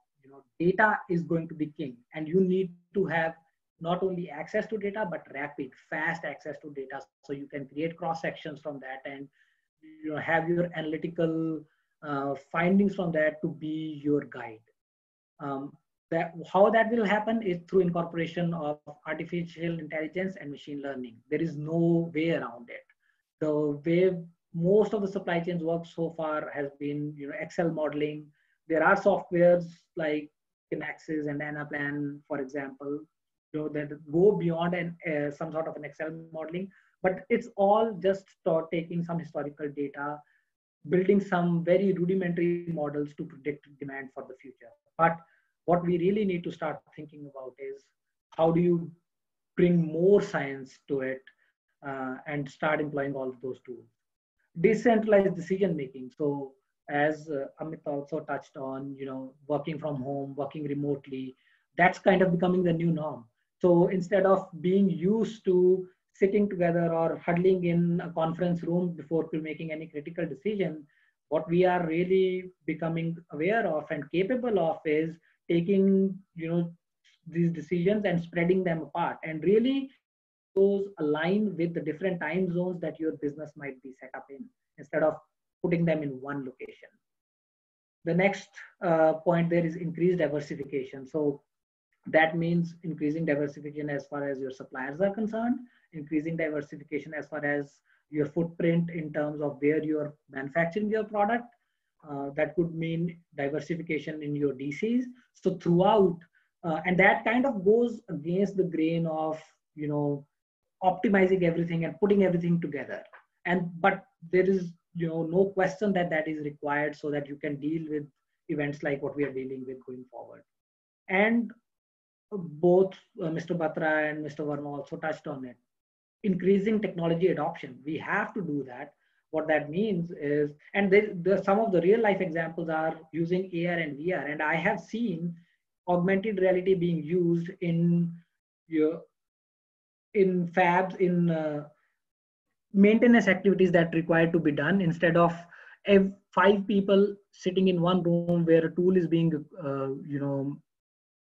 maintained, or there are activities going on to fix that tool. We've leveraged augmented reality, where you only have one person there and there are 4 other people dialed in into that and really seeing what's going on. You are using virtual reality to train professionals on how to, for example, work in a warehouse, and that leads to lower costs, and that leads to more technology adoption, which is really paramount. Robotics will be required going forward. So these are all the skills that we need to start learning and becoming adept at. One parting thought that I want to leave with is, any efficient supply chain relies, as I mentioned in my slides as well, starting with the end customer. And if you can predict that demand, and how you become better at prediction is using technology as your friend and adapt to that. So going forward, I am not going to be replaced by technology, but I am probably going to be replaced by someone who's better at using technology than I am. So for me to survive, I either need to embrace technology or I'll be the dinosaur of the supply chain world. So I think that's what I have. I'll be happy to take any questions through chat or in the latter part.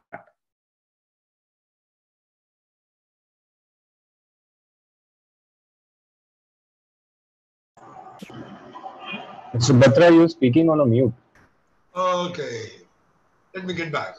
Dr. Vivek, I think it's a wonderful presentation. It was very useful for all of us, I'm sure, to understand the yesterday's what it was, and today and in the future. You have covered very nicely the challenges and the lesson learned in all the 3 stages. Thank you again, Dr. Vivek. Since the time is very short, I know I'm sorry with Nikunj. So Nikunj, floor is yours. Okay, thank you. Probably I'll go a bit fast. Here is my introduction, but I'll focus more on the subject matter today rather than my introduction. Okay, good. Yeah, so can you just de-share this, Batraji? We share the slides? Yes, I wanted to just share the slides. I'm sharing my slide, if you can just de-share it.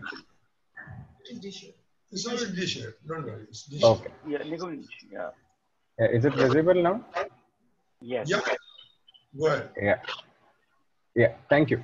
So friends, I'm from ACG Worldwide. Ours is a pharma-focused organization. So we have 4 companies which manufacture all pharma-related products. So we are into capsules, packing films, as well as pharma machineries. So when this lockdown happened, or everything happened, so we manufacture almost 50% capsules for the India market, as well as 25 to 30% capsules required for the world market, and we are the 2nd largest capsule manufacturer, as well as the pharma packing films. So I hope you can understand that for us to function was not a given, not a assumed thing, but it had to be functioning, because otherwise the supply chain of the pharma would have stopped India as well as globally. So probably this is how I would like to begin, that 50% of capsules required for India. So you can imagine that we could have impacted each and every organization of pharma who is functioning in India. So that was the criticality that we were managing during this lockdown. So these are the challenges faced. I think everyone has faced, but I've just enumerated that these are the challenges which we faced when the lockdown started. So during this pandemic, friends, this was the first time when people faced a supply shock rather than a demand shock. It was like a wake-up call to revisit all the traditional practices which were majorly based on efficiencies, cost, etc. So in this light of new normal, probably we had to look at factors which were besides cost. So when we opened, or rather when the lockdown happened, everything was shut. Supplier, its ecosystem, the transporter, CHA, freight forwarders, everything, the truck movements, the ports. So you name it, and everything was shut. Even the chambers of commerce, couriers, everything. So I look after supply chain end to end, right from purchasing till the logistics. So even the transportation as well as the export was getting affected because certificate of origins were not coming, documentation was not coming, etc., etc. So even the customs authority, we were functioning on a very skeleton manpower, people movement, our own employees, work from home infrastructure, everything was not available. So gearing up was the biggest challenge that was there. Now, what did we do in this scenario? So probably we have our office in China, and we were importing some material. So we were anticipating that some or what could be the issues that could be happening, because I used to get a daily report from China from the teams which we had there, that how the material movement was getting affected, how the lockdown was affecting them overall in terms of state crossing the state borders, or ports getting jammed up and liners not coming, etc., etc. So anticipating that, we had started building some stock already, because we knew that this sooner or later this will come, and then we shouldn't be getting caught off guard. Consignment were being tracked, and we had started a dashboard of material movement. So in terms of visibility, that where is all material, what is incoming, what is outgoing, where is it, and all these dashboards were started by us almost from, let's say, Jan and Feb. So we knew that what is happening, and so to an extent we were not blind to things. And we've been working on the de-risking aspect from last 4 to 5 years, which really helped in this scenario. Otherwise we would have been in real trouble. So we, apart from this, which was anticipation, we also contacted multiple agencies, right from collectors to the government to MIDC of CEO and JNPT authorities, etc. Even the National Transport Logistics Secretary, All India Transport Welfare Association, and all were very helpful. Each of them we reached out and mentioned that the communication was constant, that we manufacture 50% of capsule and packing film for India. Please support us so that we can enable this pharma supply chain. And they were really more than forthcoming, because the initial days no one even knew that what are the documentation required to open up the factories, or what are the documentation even required to transport the material. So these are the initial challenges which we started.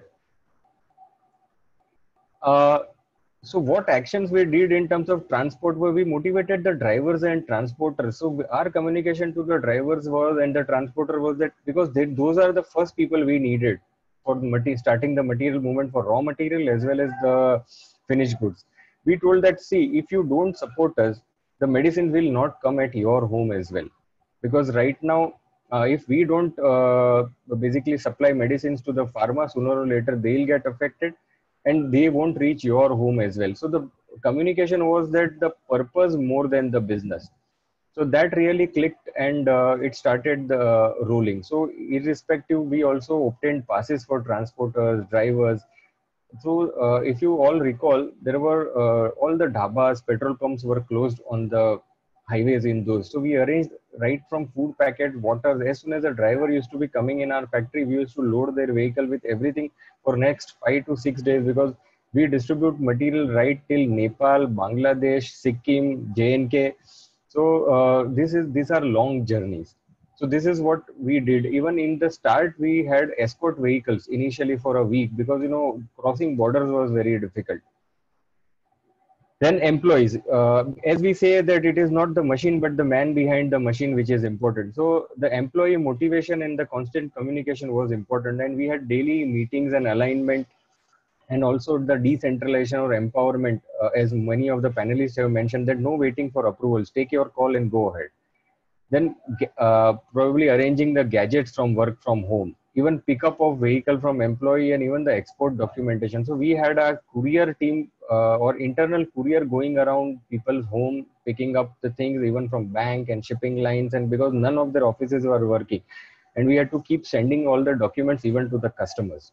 So this is what we started arranging in those initial days.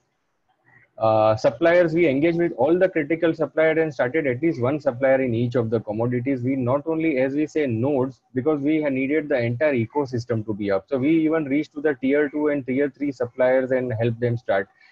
For, let's say, for paper mills, we reached out for the box manufacturing. Even we reached to limestone mines in Rajasthan for the gelatin suppliers. We also took help from the government authorities to start those areas, because in those days everything was under lockdown and only essential services had to be functioning. So we had to convince the authorities that this has to start, otherwise sooner or later everything will stop. Many smaller suppliers also needed our help to get approval, which we definitely supported them. And many of the suppliers, we asked them to move the employees inside factories, because this, without that, it won't be possible to function. So in terms of strategies, what we did, so probably in terms of medium-term actions, that okay, China, probably while we were monitoring this earlier, because China had a COVID wave and we were suffering. So that is that from the time we started, that what is the alternate to China and how do we move fast and what do we do, etc., etc. And in that also helped us in all this border standoff and all those issues. We did risk assessment of all the suppliers overall in India as well as internationally, and we assigned a risk score to each of the suppliers. I'll just take you and give you some few examples. How did we do that? So based on the risk zone, that where is the zone of this supplier, what is the zone of the alternate supplier, what is the shortage possibility. Based on that, we arrived at 1, 3, 5, or if you say at the bottom of the screen, there is a kind of a depiction. So this is how we did a risk scoring. Like a supplier can have a score from 1 to 125. And based on that, we knew that this is the supplier which we need to take up alternate or monitor that quickly or critically. And that is how we started our work in terms of, medium-term actions. And this is just a depiction of the screen, and in terms of dashboard, that how do we monitor the domestic supplier, international supplier, etc., etc. And this is the recommendation in that what is the item, what is the risk score current, what is my recommended stock, what might be the value of the inventory, and what are my action in terms of preponement of the supply, what is the possibilities, where can I optimize the stock or develop alternate. So after this, basically, we embarked on inventory buffers, because that was what was immediately needed at in those days, because the supply uncertainty was huge. Plan B action along with the risk score. And another thing what we started was the near shoring of supplier, because we have international locations as well, but now that paradigm of scaling, accumulating global supply chain will break to a large extent, and every location internationally we want them to be independent in terms of at least 25% of their supplies they can pick up locally, so that whenever there is a issue or there is a supply stoppage, they can have some supplies locally available and not from the global supply chain. Like we have in Brazil, we have our factories in Croatia, that is Europe. So we've started near shoring of the supplies at least to 25% extent. Another strategy was that monitoring the critical supplier, as we mentioned, that the focus was on the supplier based on the revenue impact and not on the spend. That what if this supplier closes down, what is the revenue impact that this guy will have on me? Like even the packing material or the inks that we use in our capsules, we started monitoring them, because we have everything, but we don't have a packing box. Then how do I ship it out? So that is where we were focusing more on the revenue impact rather than the spend impact. Then COVID prevention of the employees of those suppliers, that what if the supplier has a COVID, some of the employees, and they go down, and what are the actions they are taking in at their factories or their areas not to have this. Business continuity plan of the suppliers, and also the capacity status. Still today, all the critical suppliers, we normally still call up that how many employees are attending on a regular basis. In terms of, let's say there were 100 employees or 400 employees, out of that 400 employees, how many have attended? So on a weekly basis, we keep monitoring that what is the status in terms of the capacity, because machines are always there, but people is what you need on a daily basis. So we've converted monitoring rather than capacity, the employee, because that is the reality, that whoever comes is going to produce. Most important thing is that we started on geographic de-risking, because with our traditional approach we wanted all the suppliers to be near our factories, and when this all the government regulations were released, we found most of the suppliers either they are in the red zone or green zone or yellow zone. So probably geographic de-risking is what we are focusing on locally in India as well as at international locations. Apart from that, visibility of both incoming and outgoing material is what we've started. In terms of CHA, who are handling our import export, we've told them that we need at least four different people to be trained, so that if one person goes down, at least someone knows how to handle our documentation and clearances. Transporter safety training, etc., is what we are doing. In terms of long-term actions, what we've done is that scenario-based strategy is what we are making, because that what if this happens. So that is what we are putting across, because we don't want to wait for that scenario and get caught in this. That if there is a massive wave in China, or there is an anti-dumping duty applied by government, or if the supply stops from China, or if there is a massive wave in India or other parts of the world where we get the material, what will we do in that case? So this is the strategy in terms of scenario that we are developing and already started implementing. Even the port shutdown for import like JNPT or Santos in Brazil or Rijeka in Croatia, or natural calamities which we occur, or even financial issues at some suppliers. So in terms of sourcing, these are the activities that we are or scenario based strategy that we are developing.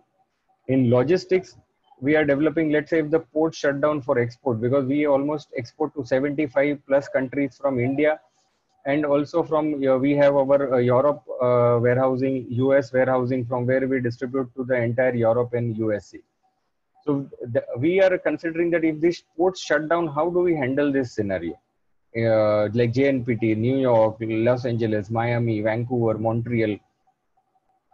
Cyber attack, because this is the most important, and these are the what things are happening today. That what if the cyber attack happens and my ERP gets shut down, and what if my export documentation stops? Because then if I don't have this, then export, then I don't, even if I produce, then it doesn't go out anywhere. So this is what we are trying to develop in terms of logistics.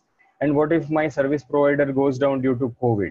So these are the scenarios that we have developed, and we are working that how do we handle these scenarios. So friends, in terms of the future, this is what I feel that the future will be in terms of supply chain. That the time of the best country sourcing or least cost country sourcing is gone. Now the scenario will be more based on the supply reliability and supply assurance.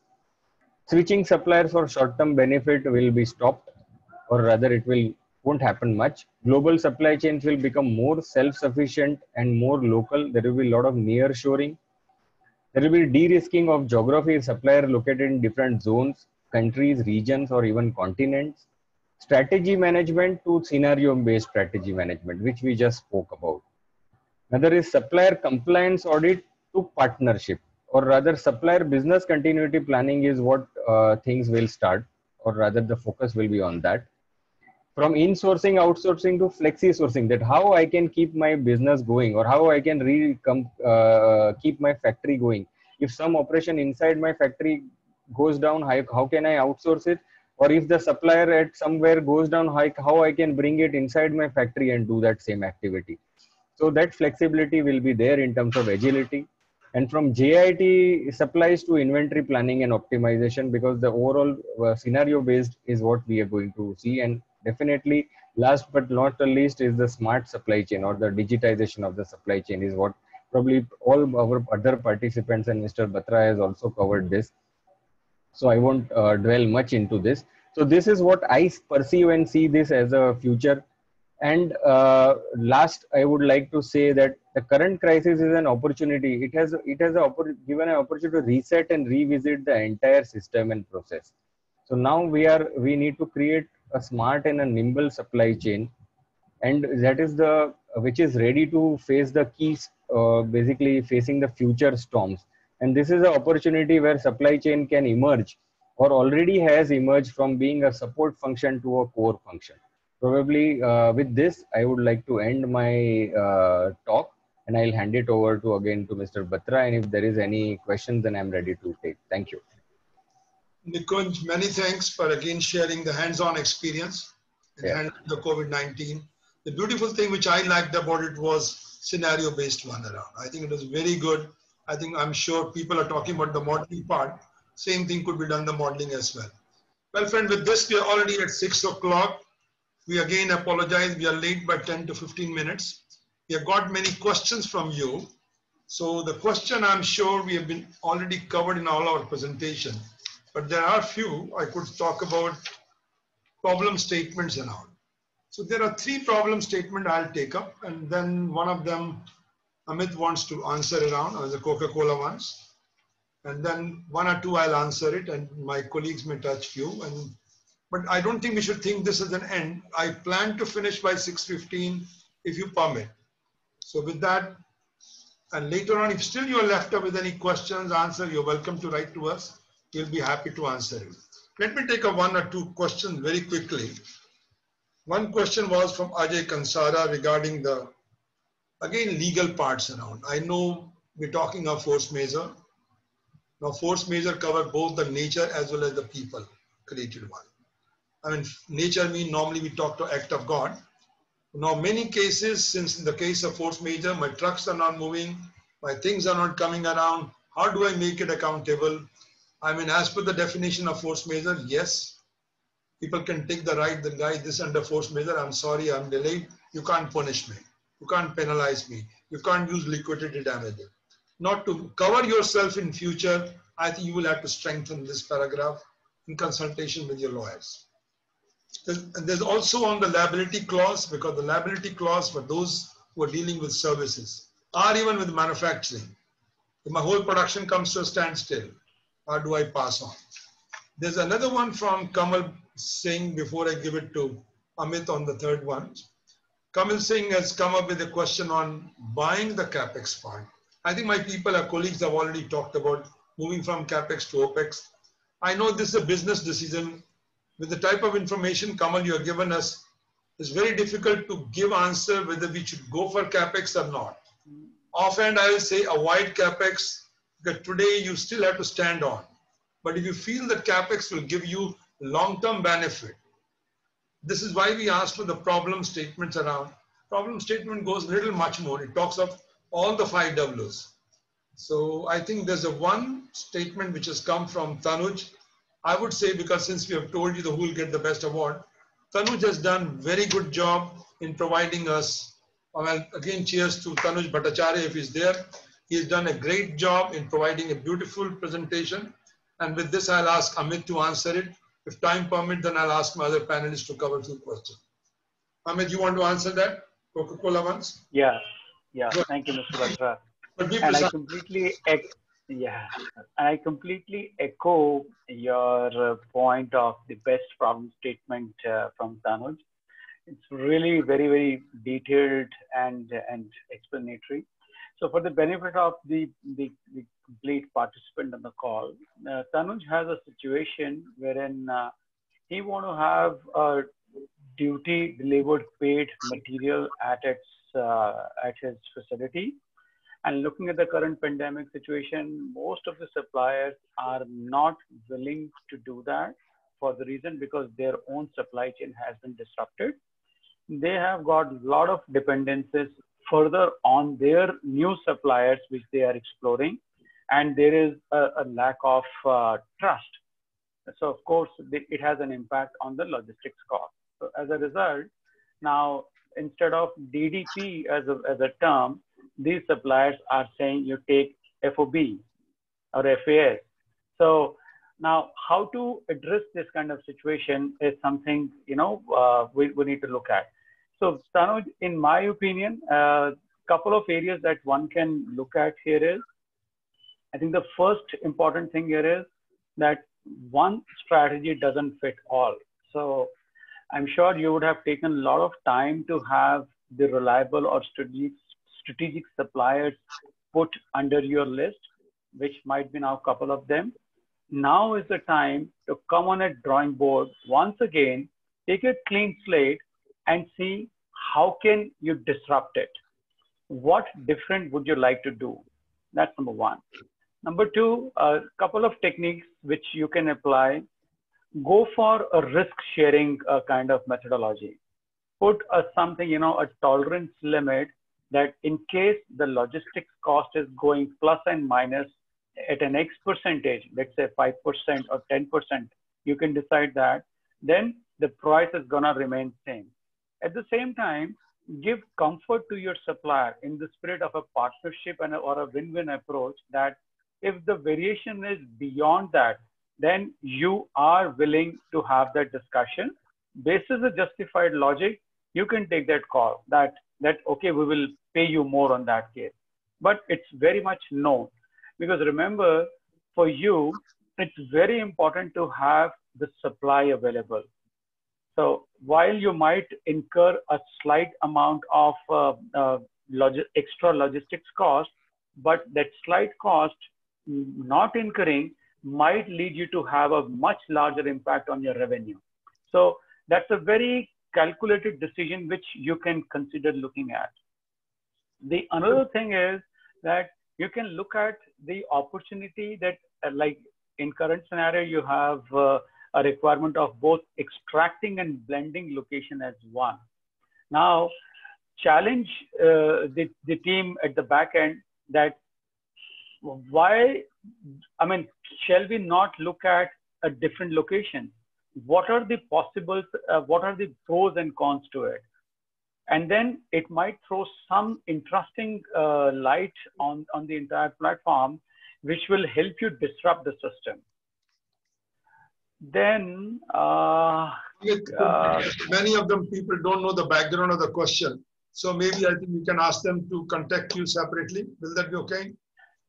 Yeah, I think that is fine, Mr. Batra. Many of the participants don't know the background of the question. Yeah, yeah. Last but not the least, Tanuj, what you can look at is the shortening the planning to execution cycle, because in every execution there is a process that laid down and there is an X amount of turnaround time. So see how you can shorten that process, because looking at the current pandemic situation, and that's the time to innovate. So see how you can squeeze that without compromising on the quality of the output. Thank you. But even after that, we can have a separate one-on-one discussion, and I would be happy to have more discussion on this. Excellent. Now, Nikunj, you are having some few questions. Nikunj, you are there? Nikunj, you wanted to yes, one or two yes. questions which you want to quickly answer. Probably whatever my presentation was there mostly answered the question, but there were some questions like take one or two, whichever you feel remember very well. Yeah. So how to make the supply future-proof plans for incidents and minimize the disruption is what it is happening. So probably a proactive approach to the issues is what I would recommend here, because today the disruption can happen from any direction. So probably we need to anticipate rather than be reactive, because that is where in terms of alternate sources that we need to have, or okay, if this happens in terms of scenario management, then what will I do? And that is what I recommend in this scenario, because we cannot sit, otherwise we will be just caught like a sitting duck. So that is what I would like to answer in this. Apart from this, there were best practices and what is the new normal. I have already covered in my last slide that what is from where to where these things will be going. So so I have already covered things, so I don't want to repeat them again. Great. Vivek, if you want to share something on demand planning, because I know there are a few questions on demand planning. So if you could just touch, how do you manage the demand planning around? Yeah, so I can go into more detail. I briefly spoke about that in my presentation, but yeah, demand planning I think is going to in getting the right forecast, so you have the most efficient materials that you can source that helps you source them for the right cost, and it also allows you to not miss out on any opportunity which you might have for your business. Now, how do you become better at demand planning? It's primarily analytics. So upskilling, using data analytics, using machine learning, building models, data modeling is a key skill that is critical for that. So, it's all a very analytical skill, but at the same time, you need to marry that analytical skill with the business knowledge, because each business and within each business, each segment could be different. So not only to rely on what the math is telling you, but also, marry it in a very easy way with the business insights. And for that, you have to rely on primarily your sales teams, for example.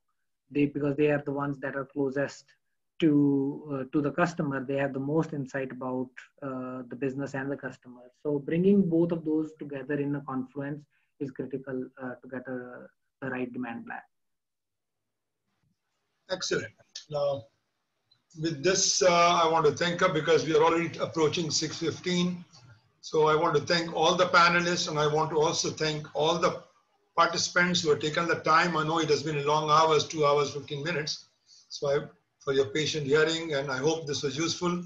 But again, as I said to you in the beginning, if you have any questions, you can write directly to the panelists also, to us also. We'll be happy to share with them. So I leave it to you, but the floor is open again. I think many of you have sent still some chat points. We'll get back to you. Again, I want to announce that the person who will be getting the award for the best problem statement would be Tanuj Bhattacharya. We'll get back to you. Thanks again and cheers to you. Well, with this, I want to close up. Is everybody okay with that? Any questions so far, last minute? I didn't hear anything. Okay. Good Faiz. Enjoy the weekend. Have a good time. Thank you so much, Mr. Batra, Nikunj, so it was really, really interesting conversation, and I'm sure that there are a lot of takeaways for myself personally. And as you rightly said, Mr. Batra, if there is any further question, would be really happy to take it forward with the group. Thank you all. And we're very sorry I missed your name. No worries. Thank you. Thank you. Bye-bye. Thank you. Bye-bye. Bye-bye.